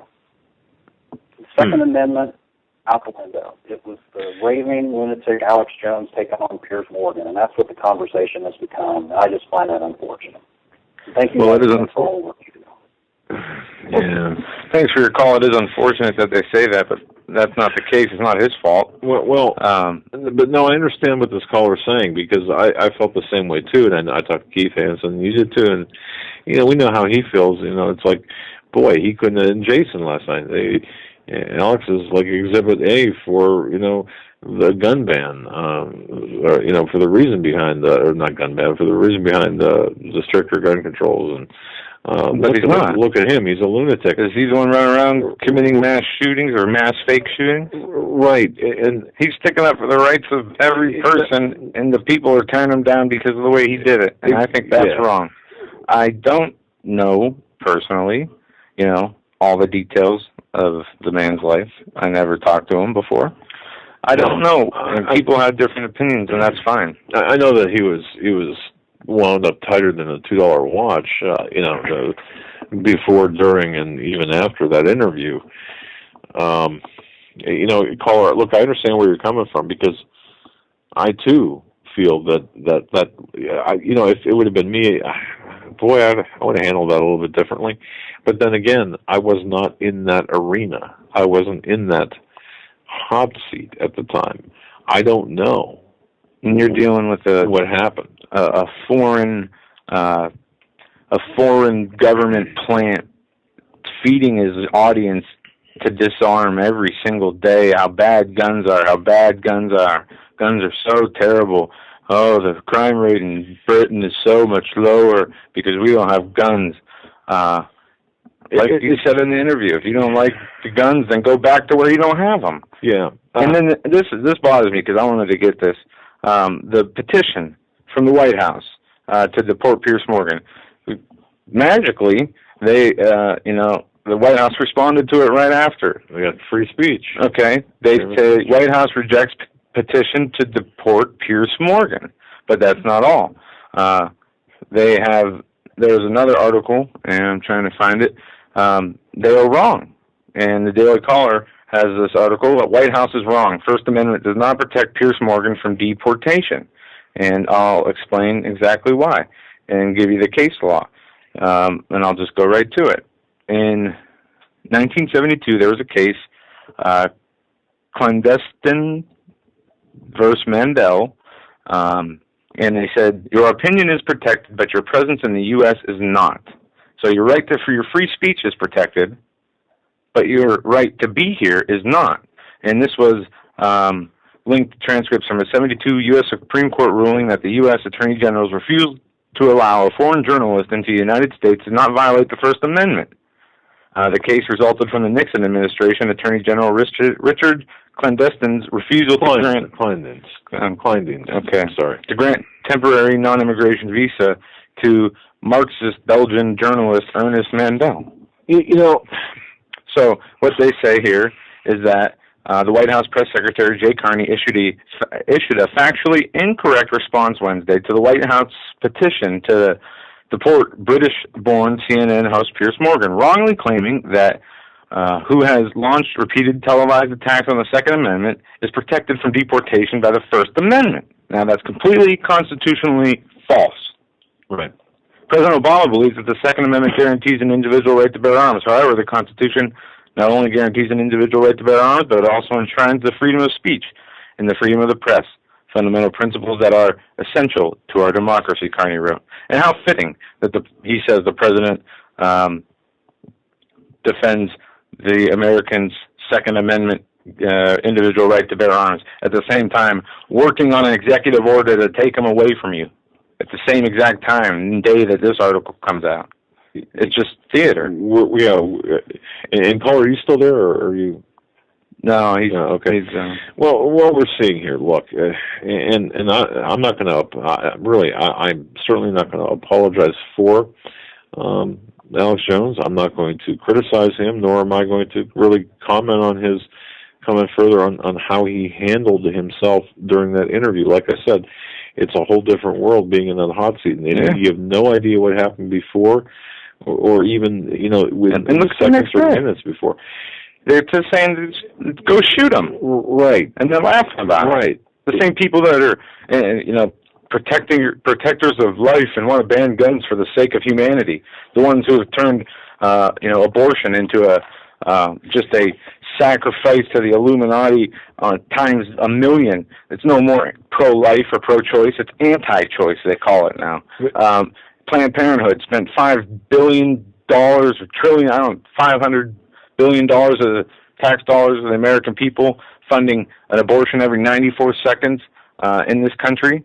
I mean, but they want to protect life. They want to protect people from gun violence. It makes no sense. No, it's schizophrenic in its very nature. And here's the other thing as well.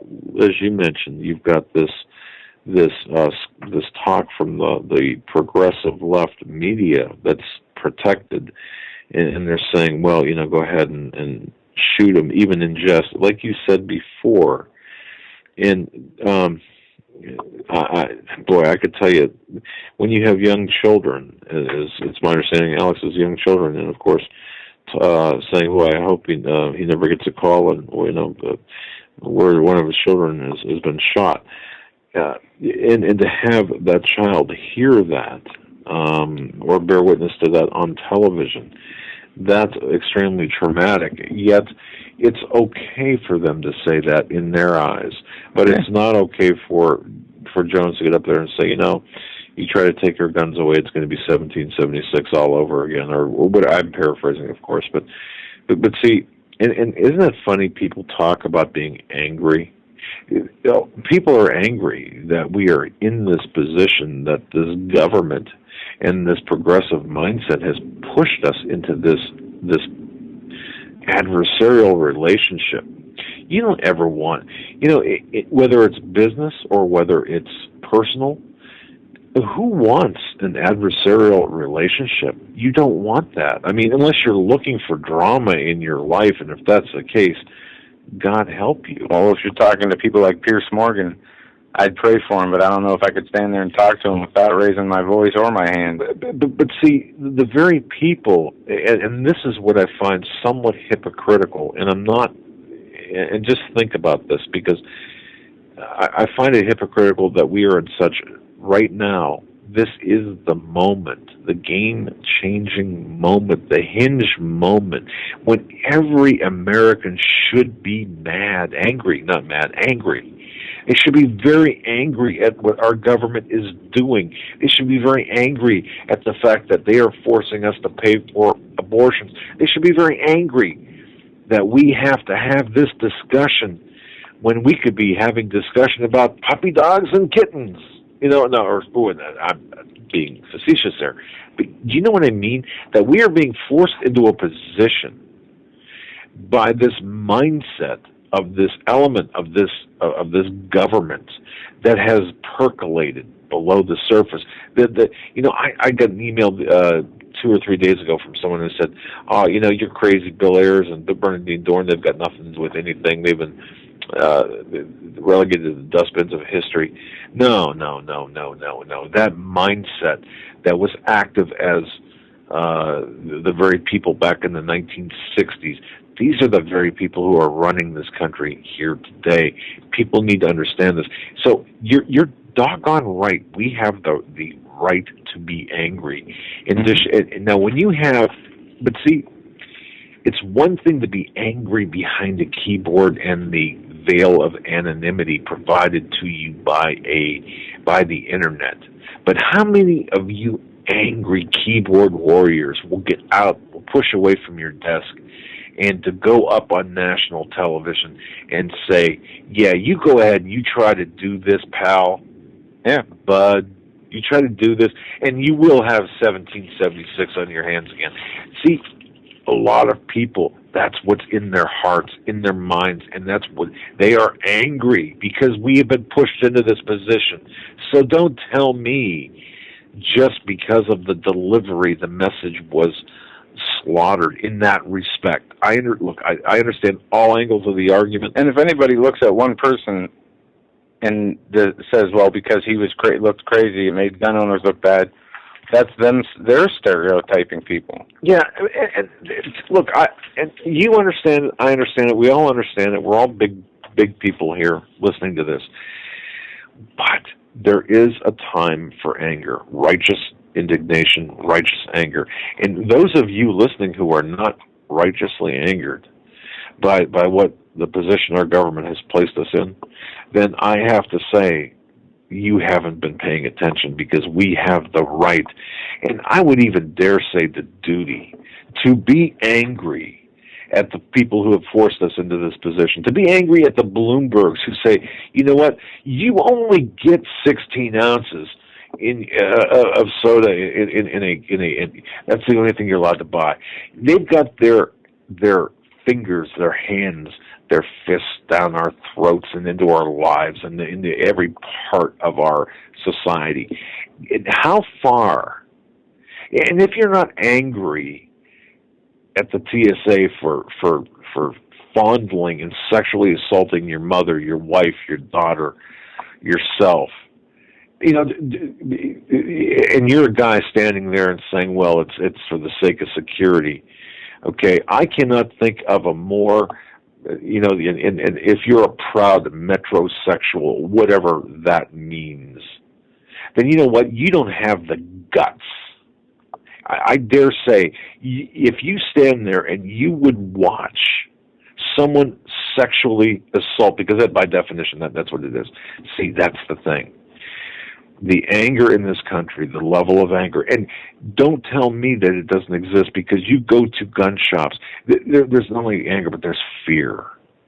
And fear breeds anger and feeds off anger, and anger feeds off fear. And this is exactly what this government has pushed us to. Why do you think you can't buy a bullet for an AR-15 or an AK-47? You think it's because all of a sudden everyone's taken up elk hunting? I don't think so.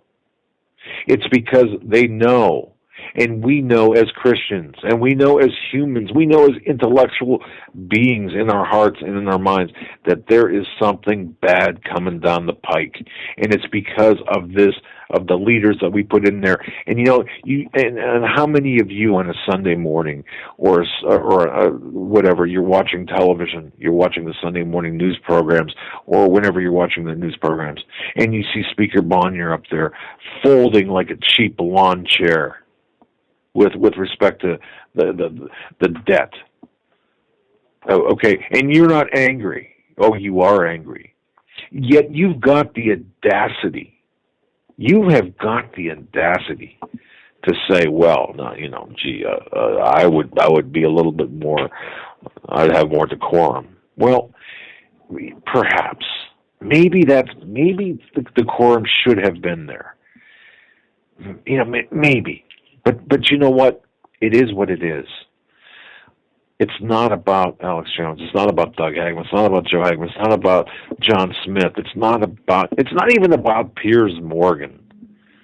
You know what it is? It's about our rights as human beings, the rights that God gave us, and the rights that were enumerated by the Constitution. That's what this is about, and let's keep our discussions to that. And and because of the trampling of by these people of our rights, we have that right to be angry and to channel that anger into prayer and into constructive means. And look at how it is dividing gun owners, and people who support the Constitution. But let's go back to the phones, and then we're going to go to break, and then we're going to shut up and just take calls. Yeah, sorry about that. Area code 305. We're coming to you now. You're live on the Hagmann and Hagmann Report. Hi, Doug and Joe. Hi. Good evening. You there? Yes. Hi. What's your first name? I'll chime in on Pam. Pam. Okay. I guess I'll chime in on the Alex Jones subject. I've been listening to and watching Alex for, I don't know, a decade or more. And, you know, there's always been conflict between the different personalities. It goes way back to the days with Bill Cooper, and there was falling out there between Bill Cooper and Alex, and that stuff has been going on for years. But fast forward to Alex's appearance on the Piers Morgan show. Now, my take on it is I thought he did really well, okay? Anybody that's familiar with Alex knows that when he gets pushed, he can go into a major rant. And he did.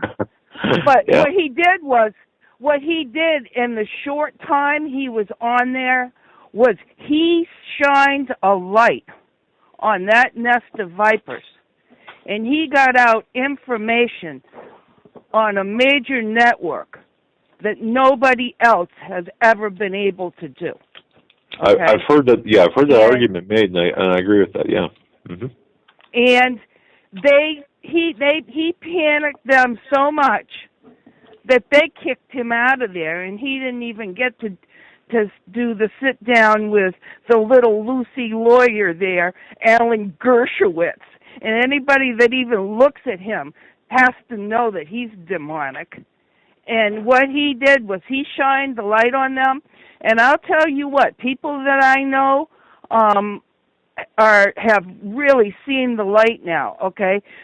People that really thought there was a point where this could be turned around and they could get the people to side on the Second Amendment and everybody's going to get along and we're going to get to keep our guns and da-da-da-da-da. That's all out the window. Everybody knows that what these people are now. Everybody knows what the plan is. Everybody knows this is a communist takeover, and everybody knows that there's no rational discussion with any of these people, okay? They want us dead, just like Bingo. The plan was way back when, and that's it. That they hate us. There's no dealing with them, and all Alex did was he kicked it into high gear and he shined the major spotlight on it, okay? And everybody better start praying for Alex and his family because he's in he's in a serious world of hurt right now.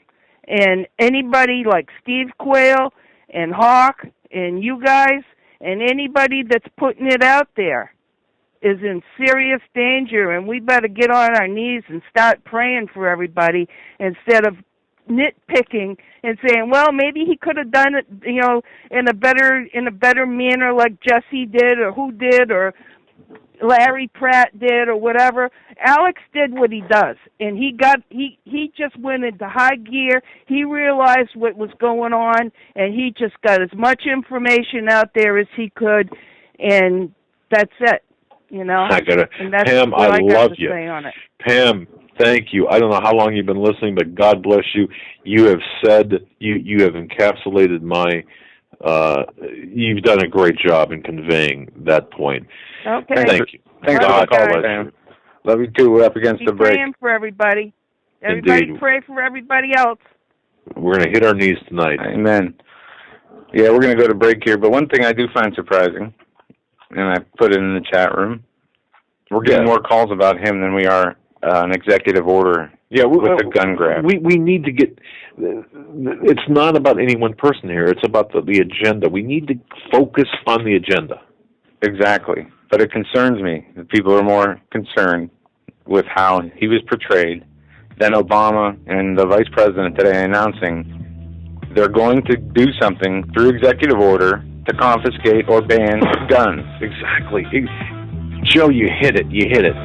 Where's the outrage from that? Exactly. Where's the outrage from Cuomo? Where's the outrage from the Iowa governor?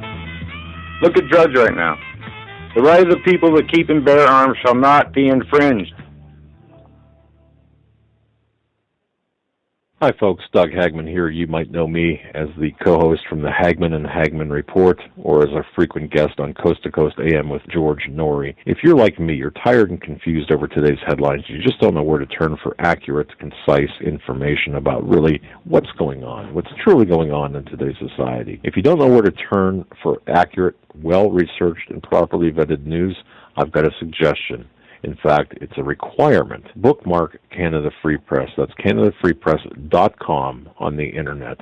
It's just not for Canada. It's for news across the world. Judy McLeod, founding editor, has put together a vast array of talented writers like Kelly O'Connell, Daniel Greenfield, Dr. Eilena Johnson-Powell, a lot of guest columnists, very talented writers. Folks, that's Canada Free Press at CanadaFreePress.com. Now mobile friendly. Follow on Facebook, because without America, there is no free world. Ladies and gentlemen, I want to tell you about Granland Firearms of British Columbia. I know we've got a ton of listeners up in Canada, and I know we've got many listeners in British Columbia. Granland Firearms of British Columbia, it's a hunter's paradise. Carl Granland, the owner, has been in business for over 20 years in Campbell River, British Columbia, Canada. Folks, you've got to go to their website, GranlandFirearms.com. That's GRANLUND firearms.com. Or just go to HomelandSecurityUS.com, click on the icon on the right-hand side of our page, and go visit the page. Look at some of the photographs.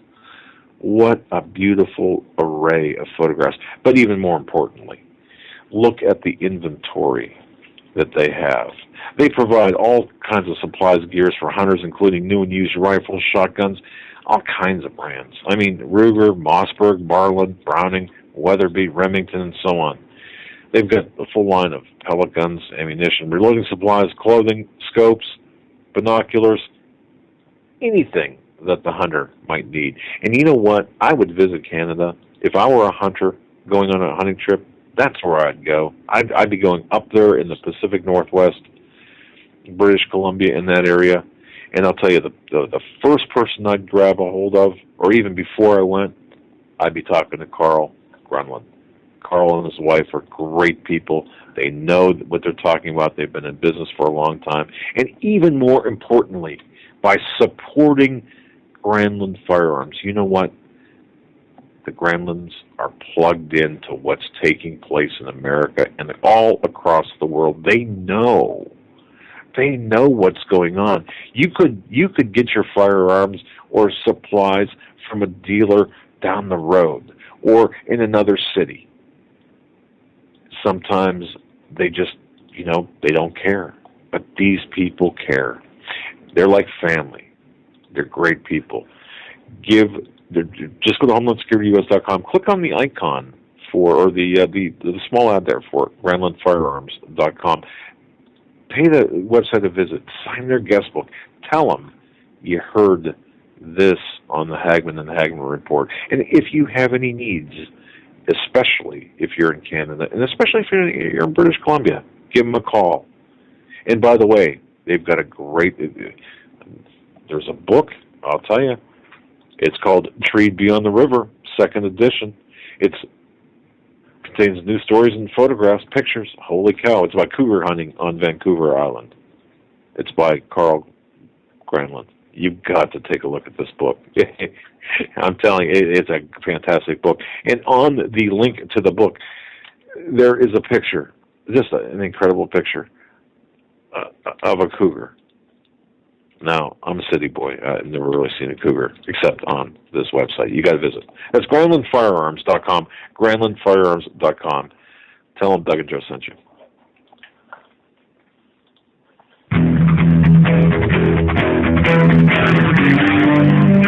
Doug Hagmann. One guy that doesn't need a bullhorn to get your attention. You want answers? I want the truth! You can't handle the truth!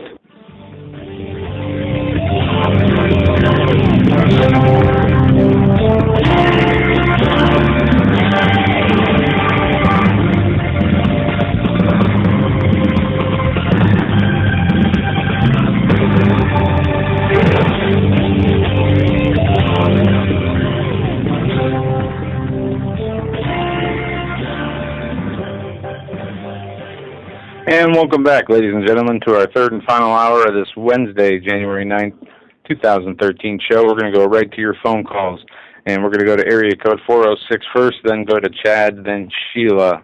406 here on the air with the Hagmann and Hagmann Report. Hey, Doug. Hey, Joe. How you guys doing? Very well. What's up tonight, sir? Oh, not a whole lot. I called you guys back in August. Only it was from a different area code. Ah, you're switching numbers. We try to keep your number, but you're switching on us. Well, what's on your mind right now? What's concerning you right now? Well, when I called you back in August, I was the one that was telling you to figure out how to keep your primary weapon and your secondary weapon up and running. Yeah, how to use it. I remember this call. What you got going on right now is kind of playing out the way I kind of figured it was going to. But everyone right now figured nothing was going to go through Congress or the Senate with Obamacare. And then we figured at last resort, the states were going to nullify it through the 10th Amendment. And then we figured that the Supreme Court was going to get rid of it by saying it was illegal. And it got ran through anyway. And yes, we have Joe Biden coming on today and saying that it doesn't matter if Congress isn't willing to play ball.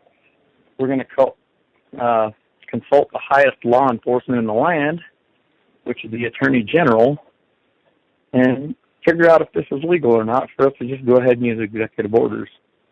Don't tell me you're putting your hope in Eric Holder, right? You're not doing that, are you? No, I'm not putting my hope in Eric Holder. What I'm telling you is this is as good as done. What I'm telling you is the same guy that did Fast and Furious and was under indictment and never testified and said he didn't have to testify is going to judge whether Obama can use executive orders to do what he wants to get done. And Eric Holder's going to say, no, he's wrong on it. I mean, in the history of executive orders, Congress has never blocked a single one, ever. They just did with Obama, if I'm not mistaken. I remember it from a week and a half ago, 2 weeks ago. I don't believe so. They've never blocked a single. Oh, yes, they did. I'm sorry. You are correct. You are correct. It was, they did block one executive order. But that aside, go ahead. Well, go ahead. like, how about Bill Clinton? How about Bill Clinton hijacking a tech speech today? I mean, it was supposed to be a speech to a bunch of technology people, and Clinton gets up there and starts speaking, and he just totally hijacked the speech, and the next thing you know, it's about gun control. I mean, that's kind of like going to a bunch of chicken farmers, and they're talking about what breed of chickens they breed, and the next thing you know, you're talking about gun control. I mean, every single one of these rabid liberals that aren't really liberal like Thomas Jefferson was, they're more like communists or fascists. And I love how they called Alex Jones a fascist, by the way, because they said that they wouldn't let John Lennon and everyone talk in America, and that Alex Jones was a fascist because he didn't want to let Piers Morgan talk. But they anyway, throw out these words. They have that doesn't even meet the definition of. I mean, they throw out these words without knowing the true definition. Fascist, Nazi. It's learn the definitions and then make your accusations. I try real hard not to laugh when they call Alex Jones a fascist, but anyway. The thing is, Doug, they're going to get this ran through, and you know it. And your DHS insider said it. And I've told you this. I talked to you in August. You know who I am. I'm not going to elaborate on it any further than that. My last area code was definitely different. You know that. But, know who you are, and we also know what you had for supper tonight. No, I'm just kidding. Just go ahead. But what I think's going to happen, I don't know. I think they're really, really getting afraid of the Marine Corps. These guys are really starting to step forward. Go on, Oath Keepers. Read what Stuart Rhodes wrote. I mean, I think you really should do a night one night and just ask for military callers. I mean, Alex does it sometimes, but I think you probably got more people listening than you think. See how many you get. I mean, just say I'd like to get military callers. If the board don't light up, then I guess maybe you'll have to skip it. But that'd be a good idea. Forward. Yeah, we do have a lot of Marines stepping forward. It's good to know that during executive orders, who's going to follow unconstitutional orders? In my opinion, I mean, I know a lot of my guys ain't. I know that the guys I've been with and been around, and they're just not going to do it. But I mean, it would be a good idea to get a sounding board. But I mean, go to oathkeepers.org and look at what Stuart Rhodes wrote, and look at the comments. And I mean, they're trying to say that America's switching positions on gun control. I've been on CNN's boards. I've been on ABC's boards. I've been on all these boards, and I read the article may be negative against guns, but then I read what people write positive toward guns, and then you can vote the comment up or down. I mean, like 97%, for the positive Second Amendment group, and like 2% or 3% against it. I mean, they're trying to,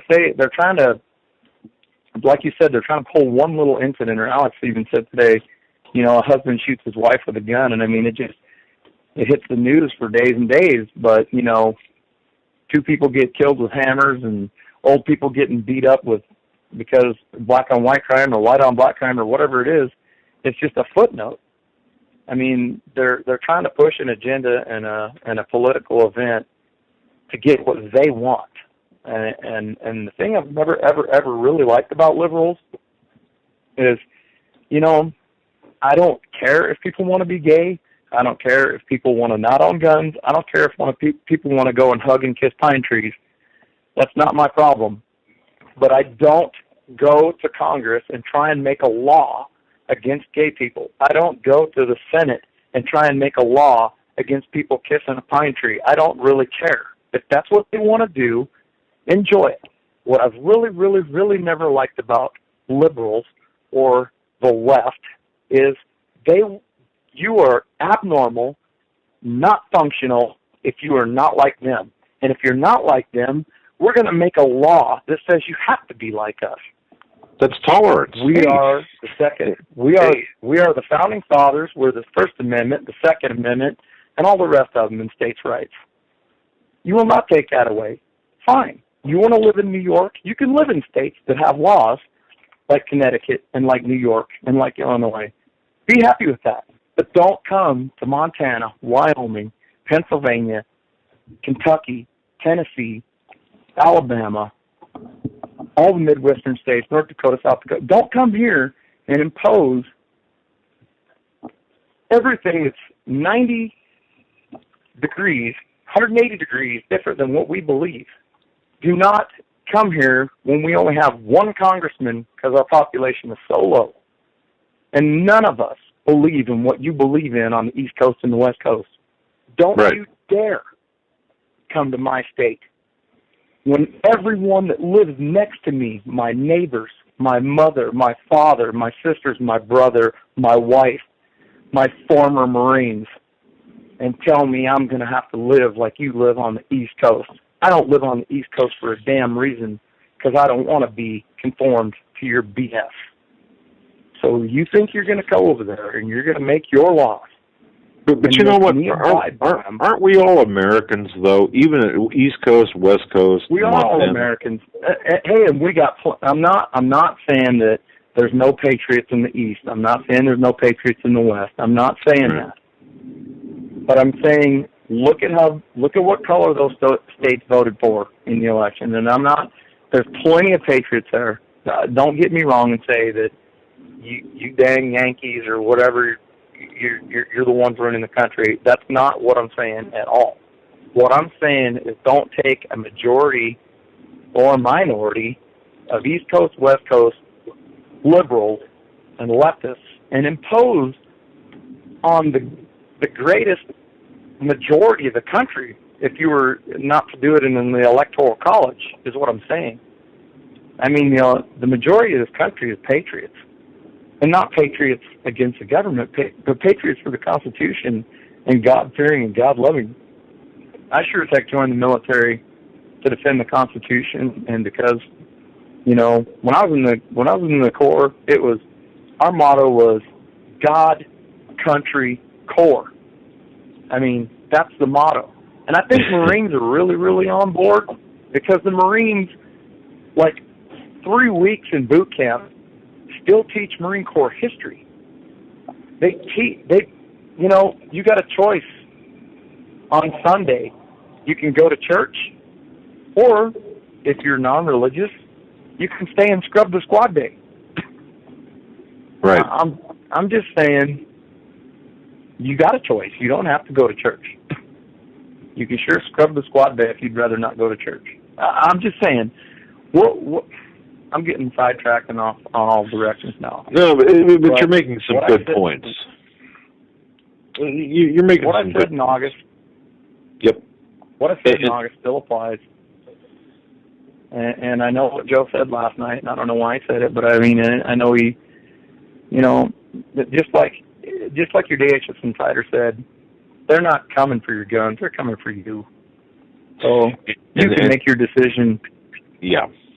People have to understand that, and you understand that just even better than most. You understand, yeah, the guns are an issue, but the people behind the guns, that ideology is, embraced by the person holding the gun, is the real target. So the person's the real target. The gun is the means to the person. Yeah, do they think? I mean, they already know, Doug, that they're going to show up, and if you're going to try and comply and play nice, they're going to be like, well, I sold, all those ARs I had, I sold those in a yard sale. And that semi-automatic pistol, I sold that at a gun show to Joe Smith.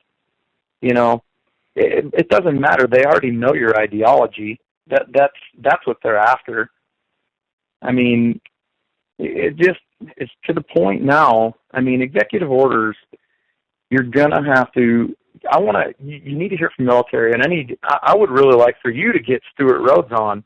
I mean, you need to go to gunownersofamerica.org and read what Stuart Rhodes wrote and the oath that he's wanting other people to sign on with him. It's just,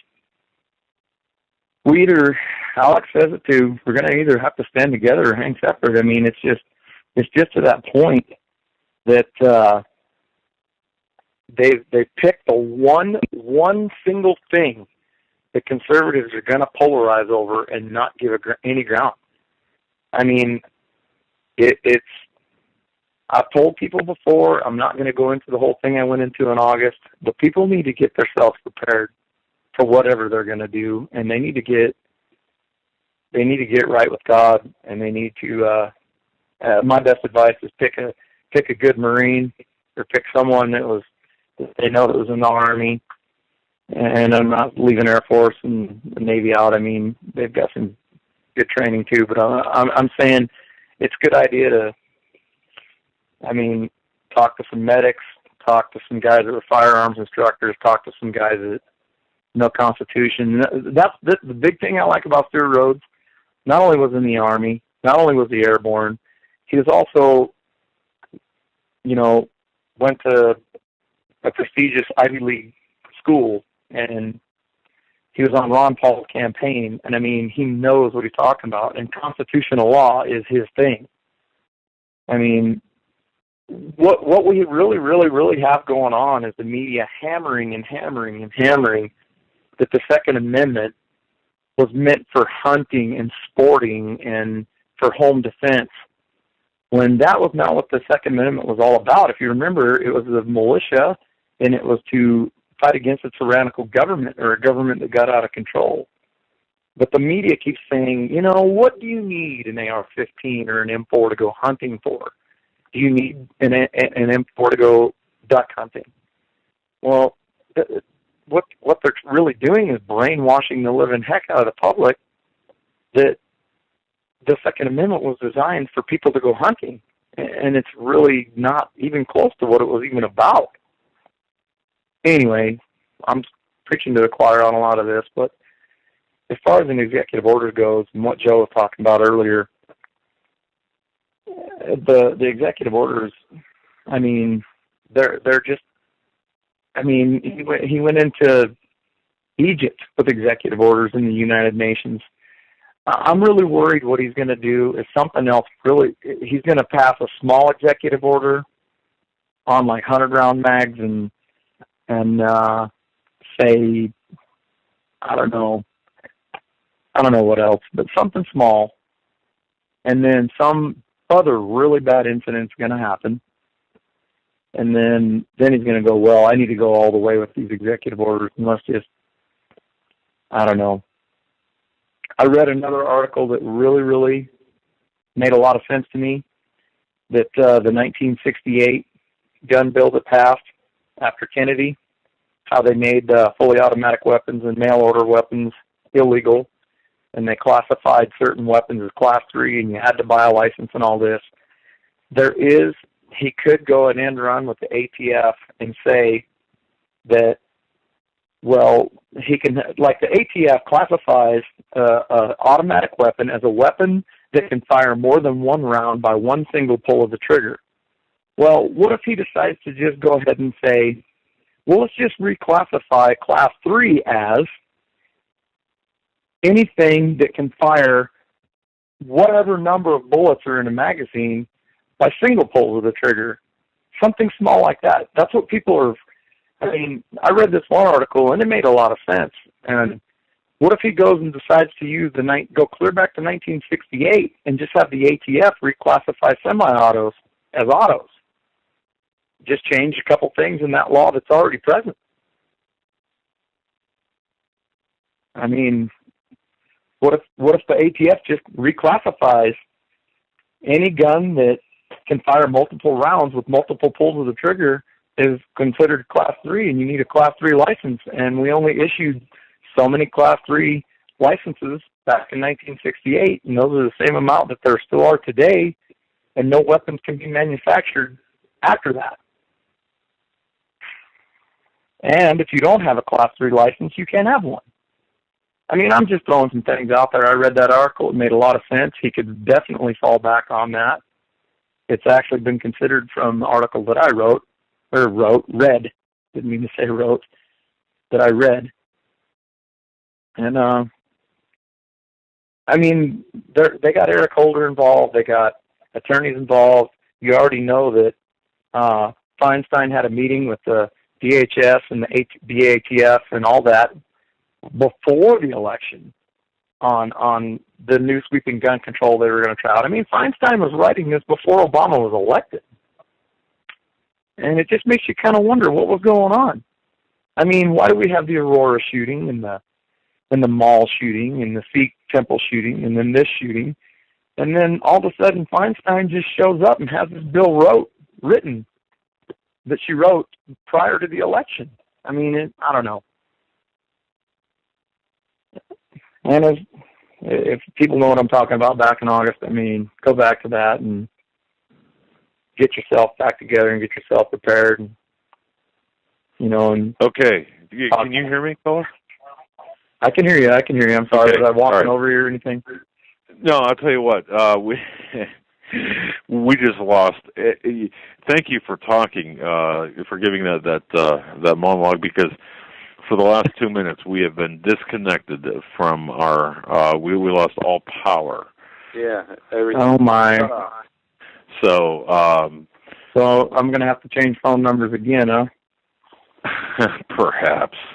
You know, it's weird. My cell phone had a full charge. It is dead. We lost all power. Just went out. So if we sound a little bit frazzled, but thank you for that. For keeping us for keeping the show going. Keeping the show going, indeed. I'm not sure if I was wondering why you guys were so quiet. Oh yeah. So hopefully you might have to close the show. But no. Did you guys even hear the thing? Is it going to be on the rebroadcast, or did you hear what I said at all? I heard what you said, and it will be on the rebroadcast. Yeah, everything stayed up on the. Everything stayed up except our end, which just went totally. Wow. I mean, strange. Yeah, it is odd, but you know, these are odd times in which we live, and we have to really understand that that weird things do happen. I mean, sometimes things happen, but sometimes weird things happen. And it's weird. I can't get internet on my laptop either. Remember me telling you that I would never call again back in August? You know, yeah.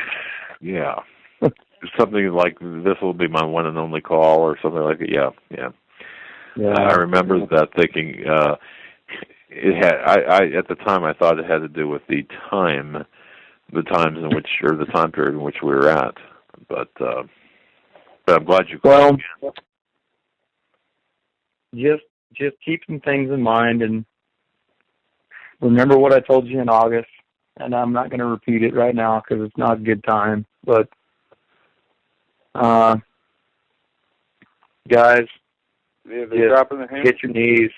And Joe, I'm going to tell you right now, they're not coming to grab your guns. They're coming for you. Yeah. And they're coming for they're coming for your ideas. So just think about what you're going to do from there. And guys, I love you to death. I pray for you every night. And there's a lot of things going on, and I mean, I've done some things in my life, and it's I've never had this much nervousness about me. So, anyways, people feel how palpable. I mean, it's the fear, the anxiety. This is palpable, and it's an amazing time in which we live. But God bless you, my friend, and definitely keep in touch, because I think we're going to need that over the in the short term, and even in the interim, we're going to need your wise words and your observations, especially. Definitely keep in touch, my friend. Well, may God bless you. God bless you as well. And you guys have a good night, and I'll quit taking up all your callers' time. Thanks so much. Good night. Good night. Semper Fi. God. Semper Fi. All right, we're going to move on to Chad and then Sheila. Chad, you're live on the Hagmann and Hagmann Report. I don't know what you want to talk in to. How you doing, guys? Okay. Confused, but fine. Good. What's up? Hey, I actually called you. I know, Doug, that you've been recently just trying to educate yourself on the symbolism and the masonry stuff and the rabbit hole that leads you down, and how overwhelming I know you probably feel about that. But I wanted you to listen to Biden's speech again. Joe, you probably still got that on cue. Right? Oh, maybe you don't now. Yeah, no, I do. We do. Okay, I want you to listen to the double speak of that speech. The we that he says and the they are not the assumed parties being referred to. Anybody who listens to that speech thinks that he's talking to us. But the we and the they are not the focus of what he is saying. So it's a double speak. He's saying two things with only saying one sentence. So listen to that again, and listen to who he says the we and the they are from his perspective or from the Masonic perspective. Go ahead. Let's bring this up again. It's a short clip. 23 seconds. 23 seconds. Let's bring this up again. Paul, if the president is going to act or executive orders, executive action that can be taken, we haven't decided what that is yet, but we're compiling it all with help of the Attorney General and all the rest of the cabinet members, as well as legislative action we believe is required. So I appreciate you very much being here. Okay, I didn't catch a they in there. I got the we, but not the they. Right. What he's saying is that we will take care of it. It's supposed to sound reassuring, but the we he is speaking about and the reassurance he is giving is to the like-minded brethren of their orders. Caller, really, that's an interesting point because you had characterized my research into symbolism and numerology and such.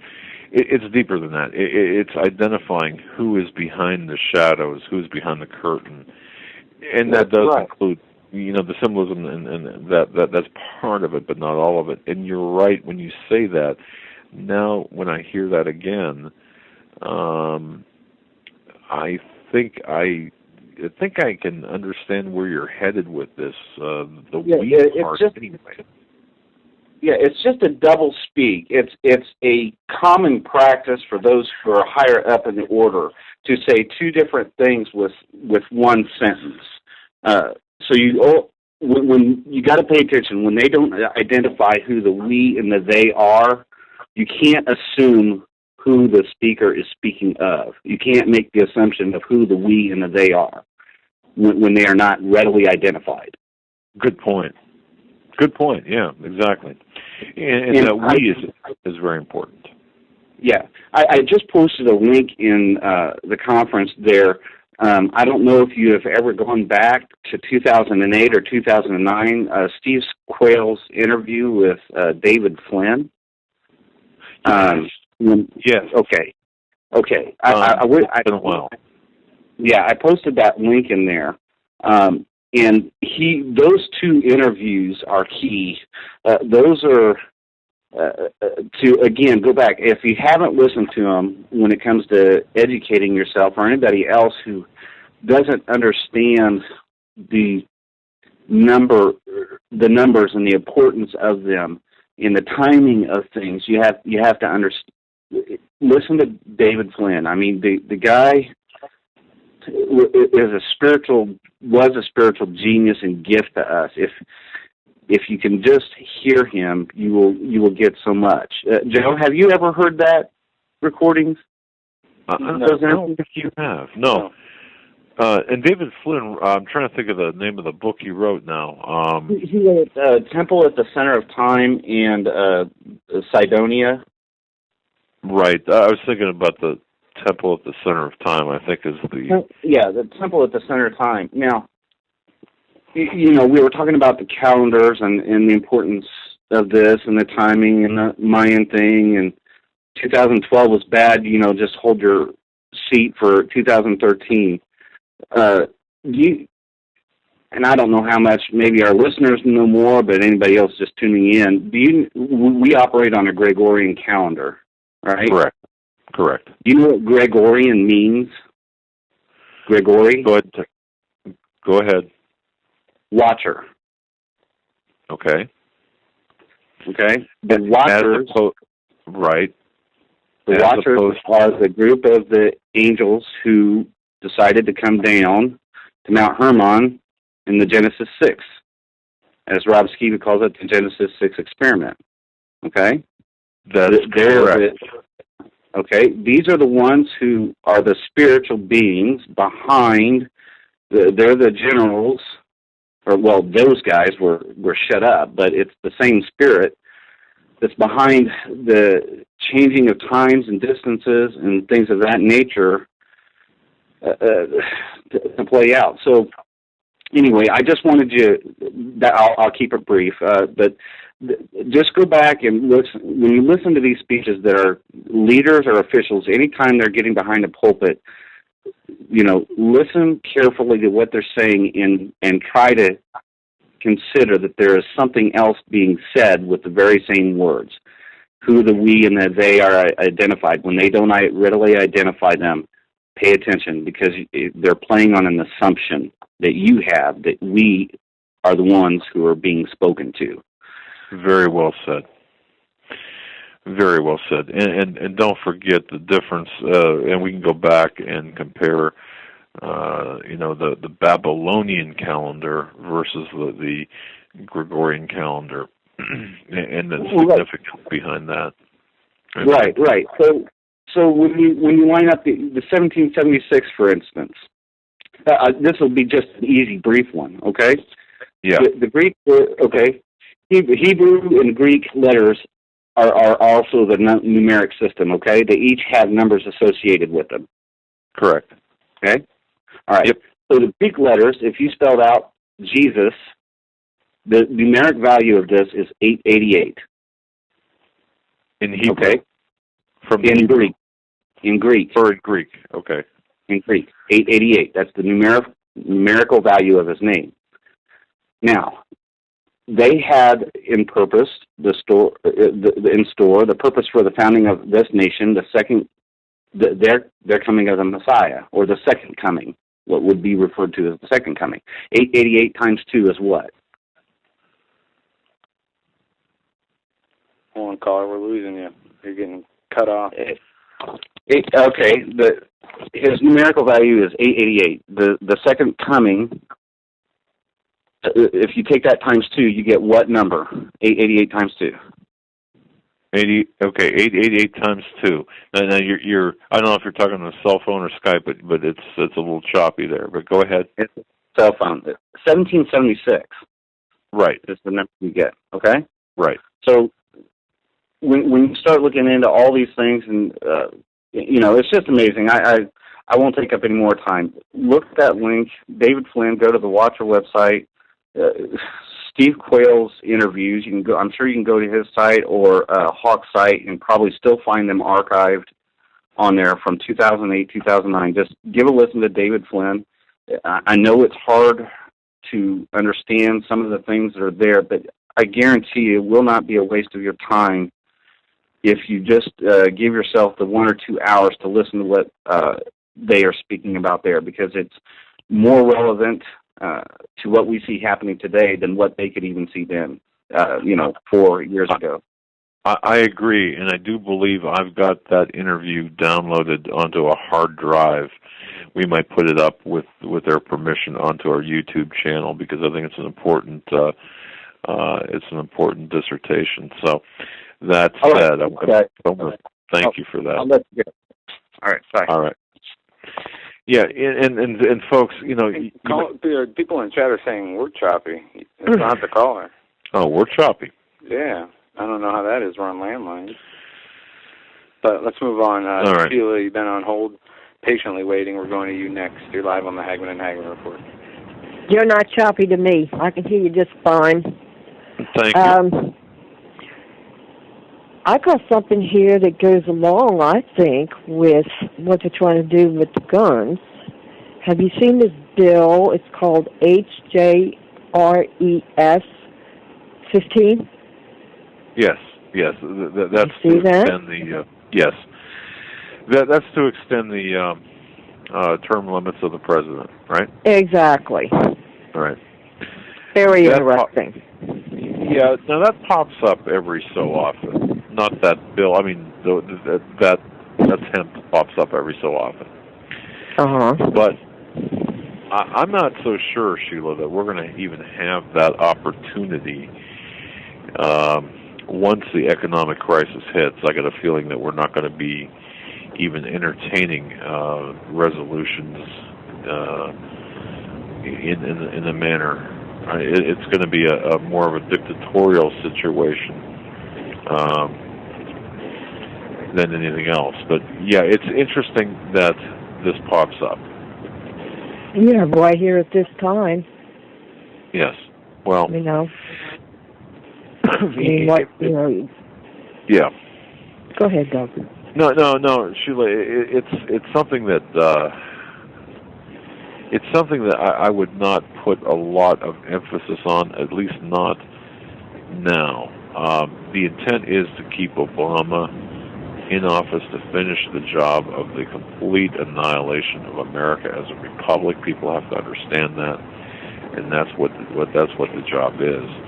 It's gonna happen just like the gun legislation or the gun reclassification, ultimate confiscation. That's the ultimate goal. It's going to happen. It doesn't have to happen through Congress. It can happen through executive order, as indicated by Biden. If that does, that's going to hasten the hostilities here in this country. I'm convinced of that. Well, you know, I noticed last week when Boehner and the like met with Obama at the White House, and the reporters were outside the White House when they all came out. And Nancy Pelosi was the last one to come out, and something stopped her in the driveway. She was scared. You could see it in her face. And she had some man with her, and he was looking somewhere off. The cameras didn't pan to see what was going on. I think there was some hecklers there or whatever. And he reached inside of his jacket, and I was assuming there he was getting ready to pull his gun out, and then he changed his mind, and she just stood there and kept looking, and you could just see the fear in her. And she turned right around and walked right back to the White House. So evidently there was some hecklers going on, and that shows you how they're thinking, they're wondering. They stirred up a hornet's nest here.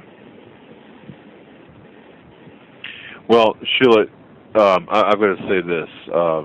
I don't know how many people caught this during Obama's speech on the 31st, I believe it was, during the budget talks, when he said, he made this off-handed joke, something about being president over the next 4 years. I hope. Did you catch that? Did you see that? No. When was the speech? I tend to mute him. Pardon me? I tend to mute him. I can't stand listening to him talk because he lies so much. Well, yeah, I understand. I understand. Yeah, I know, but you've got. I mean, we've got to listen to what is being said. But it was an interesting statement. People have made. I caught that live. I don't listen live usually to his speeches, but I was in a position to listen to him live, and I caught that. And I thought, what an odd thing to say. And I have a feeling, just judging by his body language and by watching his body language, by watching his mannerisms, micro expressions even, that wasn't a joke. He did not mean that. There's something more behind that. Now, and I don't want to go where I was going to go, so I'll just leave it at that. And you were saying just here, what, a week ago, 2 weeks ago, that you were told that he may not last last, the 4 years he's in there. How interesting is that? Exactly. And it's interesting because that came before that speech. And now that doesn't mean, something bad happened, or, the termination, or it doesn't mean his death, is what I'm trying to say. It could be impeachment, it could be something totally different, or even the reconstruction of our republic. But I just felt that was a very misplaced, odd thing to say at that time. And I would urge people to look at that. I would urge people to look at it was the fiscal cliff speech on, I think that was on New Year's Eve during the day. So I got to listen to him.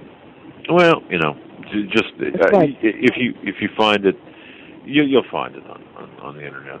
Just search for Obama speech. I'm trying to think of what other search term you could use. Not finished, or I hope, President, I hope, or something like that. You'll find it. It's interesting. It's a very short clip. Yeah, I can only take him for a couple minutes. I got him off. No, I'm right there with you. All right, well, I'm sorry about the dead air over there. I was thinking this poor soul had taken over your program for you. No, I'm glad you did. We're glad you did. Well, I'm like, holy cow. Yeah, I after about a couple of minutes, I'm like, Doug, Joe, were you there? No, you weren't. But that's okay. You really have to worry when you hear this loud pounding like a battering ram, and then a couple of sounds like squibs through a barrel, and then dead air. Then you'll have to worry. But anyway, well, we love you anyway. We love you anyway, dead air and all. All right. Well, thank you. Have a good night. You too. Bye-bye, honey. Bye. All right. We're going to move right along here. Area code 917. 917, you're up. What's up, guys? God bless you. God bless you as well. What's on your mind? What's not on my mind? I mean, the Second Amendment thing is crazy, especially coming from a constitutional lawyer who, I guess, what he studied at school was shredding it to pieces. And, the word that could describe 2013 so far is just hypocritical double standards. I mean, whether it's Mayor Bloomberg or I live in New York City, whether it's Bloomberg or Cuomo or Pierce Morgan, the mainstream media, Feinstein, Chuck Schumer, it's just a bunch of hypocrites. Everything they say we can't do, they could do. You could even boil it down to the banks with Wells Fargo and Bank of America. They could launder drug money, but if you sell a couple ounces of illegal drugs, you go to jail. They could steal money from us. They could steal money from us. I could steal $100 from a store, and I'll get arrested. This guy, Bernanke, could print all the fake fiat currency he wants. I could try to make a counterfeit $100 bill, use it in a bodega, and I'm going to jail. The way that this government has, what it's turned into, I'm a big Alex Jones fan. That's how I found you, Doug, and now your son. I listen to you guys every night. It's just sad. It's sad what's happening. And like you said, the Second Amendment is basically there to protect the First. Yeah, without that, I mean, people don't understand the correlation between the two amendments. And I'll give you one further as well. I recently published an article about Michael Savage being banned from the UK. Think about what would happen but when our dollar collapses, and then you've got I'll skip a lot of the details, but what would happen if a currency management based in London, England, would take over in America, think about what would happen to people like Michael Savage, who is already persona non grata in Great Britain. And you've got this built-in mechanism now for an attack on, well, our Constitution would be shredded anyway, but the fact is, there goes. We would all be Michael Savages at this point, and people don't understand how deep and how reflective that situation is, and how much that could, because our government can't protect Michael Savage, they're not going to protect us either. I know. And they couldn't even get one of our Marines out of prison in Mexico. It's like, you let them into our country and they don't let us out of their jails. It makes no sense. And when you look at the Constitution, the Fourth Amendment really, even though it's still there, I live in New York, unfortunately, with these stupid stop and frisks, which are completely unconstitutional. Have you been stopped and frisked? I've been stopped and frisked, and I'm Italian. I'm a white male living in the city, and I've been stopped and frisked for no reason. And I've even had my apartment illegally raided by 8 undercover detectives for no reason. And they put my court date 90 days after I was falsely arrested so that I couldn't file a civil suit. And the judge threw the case out right away. What were the charges, if I can ask? I had no charges. They say that they found a substance that looked like something, which it wasn't. But they were looking for guns, and I'm like, I live in the city. I can't even get a hunting rifle possession permit here. That's another thing with this gun control. It's like I hear all these liberals. I'm politically agnostic. If anything, I would want Ron Paul to be president. I just believe in the Constitution and less government. Right. And this country, what it's turned into, and you hear all these liberals, oh, you don't need this, you don't need that. They don't even know the proper definition of what a semi-automatic weapon is. My little sister, she lives upstate. If 3 guys broke into her house and 2 of those guys could take 3 bullets each, she's still going to be screwed with the 3rd guy because she's only 4 feet tall. So it's like they don't understand that it's here to protect you. And the war on guns would be just as successful as the war on drugs and the Federal Reserve, only letting the criminals get their hands on it. I mean, look at Chicago, look at New York City. Who has guns here? It's the criminals and it's the police, who some of them might be criminals.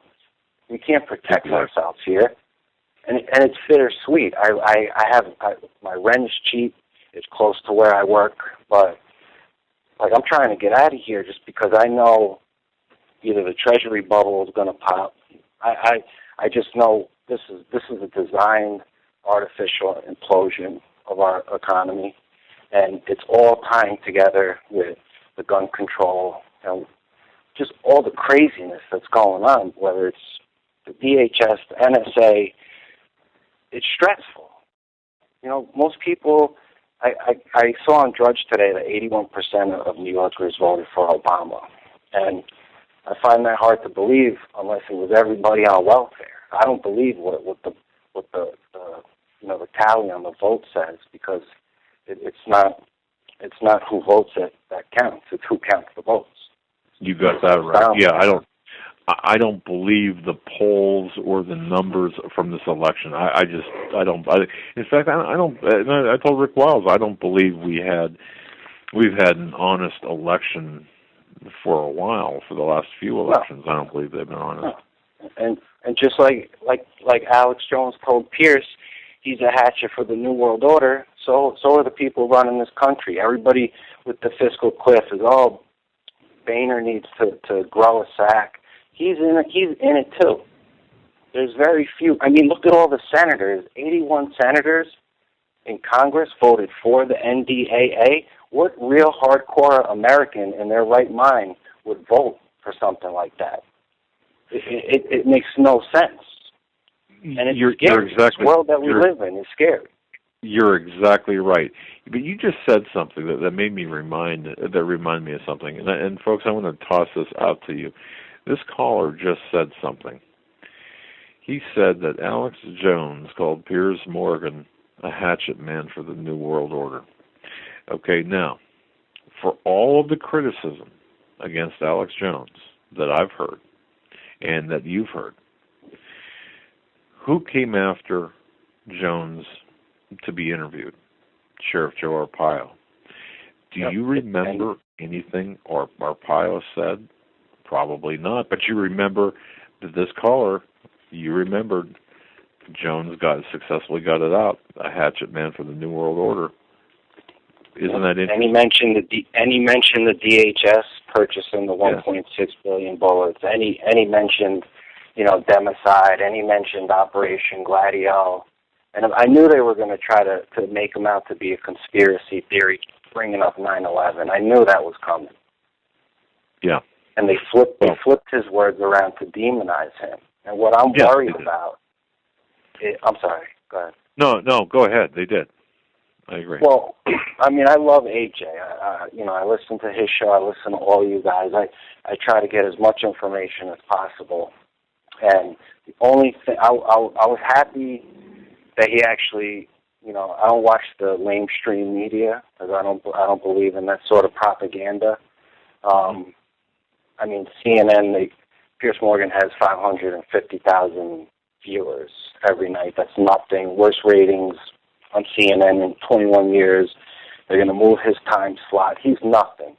Alex Jones has a much bigger audience. But what worries me is that they're going to try to make people, and it's already in the Army manuals about whether you're a Christian, a constitutionalist, a Ron Paul supporter, you're anti-war, you're anti-abortion.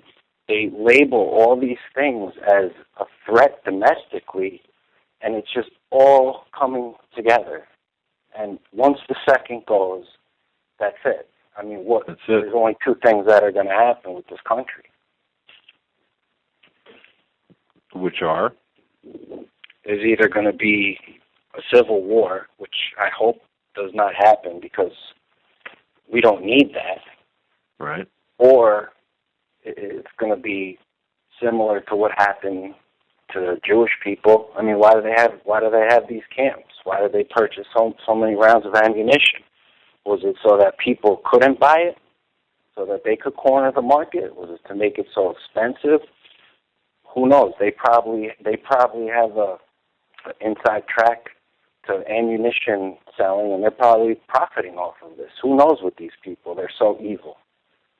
And Satan rules the world. God rules the universe.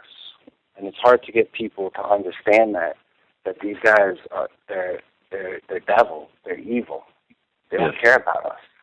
Why would I understand 20 kids were murdered, so we think. I mean, I haven't seen any proof. Security footage. I don't know if you guys know, but did you see the picture that the attorney for James Holmes was actually a mother of one of the victims? Did you guys see that? I saw it. I couldn't tell. I mean, that, and that the two fathers were involved in the LIBOR scandal, the Bushmaster in the trunk, the medical examiner, I think it's come out that job. The second father was not involved in the LIBOR scandal, unless the media is just throwing out more. Yeah, we're still looking at that, caller. We're still looking at the depth and the connections with respect to LIBOR and the. I'm not sure his position would give rise or would. I'm not sure his position. If there's any merit to that claim, but we're still looking into that. Pastor Langford, by the way, has done a marvelous job of raising some questions, very legitimate questions, as well. But we're looking at this shooting. There are so many inconsistencies here, and isn't it too many? Yeah, there is. And we're not going. By the way. we would be doing our listeners a disservice if we did not ask these questions and if we didn't look into this. 90 even though seconds. It's a touchy subject because children allegedly have perished and tragically. However, these questions, regardless of how uncomfortable they are, still need to be asked, and we need to establish the truth, and that's what we're trying to do. And that like you mentioned, the author of the Hunger Games, who wrote the book about the child sacrificing, who lived in Newtown. I don't know if you guys heard that the props manager, the guy responsible 60 for seconds. Dark Knight Rises prop material in the movie, he was from Connecticut, and he died mysteriously in a car accident in April. Once you see the light, I try to tell people, like, when you learn to reverse engineer the mainstream media stories, and they have these certain talking points that they're bringing up consistently, you know that they're bringing those up consistently because they're participating in propaganda to try to brainwash you or dumb you down to make you think their facts are accurate when they're not, and they don't talk about anything else. And when you get closer to a destination, you could see it clearer than you could than when you left to leave. 10 seconds. I'm at the point in my life where I could see past everything, and because I'm not dumbed down, I don't drink fluoride, I don't drink aspartame, I don't watch TV, I'm at the point in my life where I'm capable of critical thinking, and I'm not scared to ask why. The only fear that I have is like calling a radio show or going on your website or going on InfoWars. I don't know if these people are tracking every single move I make. I mean, I try to cover myself by using Start Page instead of Google, which is just a proxy search website. I try to cover my tracks on my phone, but I'm also not going to just totally hibernate because they're watching everything that I do. Screw them. This is America. Don't be afraid. I would not be too concerned with that. I'm going to tell you this: we don't track anybody on our website. That I can tell you for sure. But at some point you've got to, and you've already done this. You've moved on. You moved past the point of saying, well, geez, I'm afraid. Knowledge replaces fear. Knowledge replaces fear, and I'll tell you what, action is where we're headed, and I have a feeling, caller, that we are going to see a lot of action. Sorry to interrupt you. Our show is over. We ran over time and didn't even realize it. Yeah. I'm sorry. Well, I listen to you so much, and I just had all these questions for you. I'll call back another time. All right, my friend. God bless. Good night now. God bless you guys. Have a good night. All right. Folks, that'll do it for the Hagmann and Hagmann Report this Wednesday. Tomorrow, Nathan Leal. Not going to want to miss it.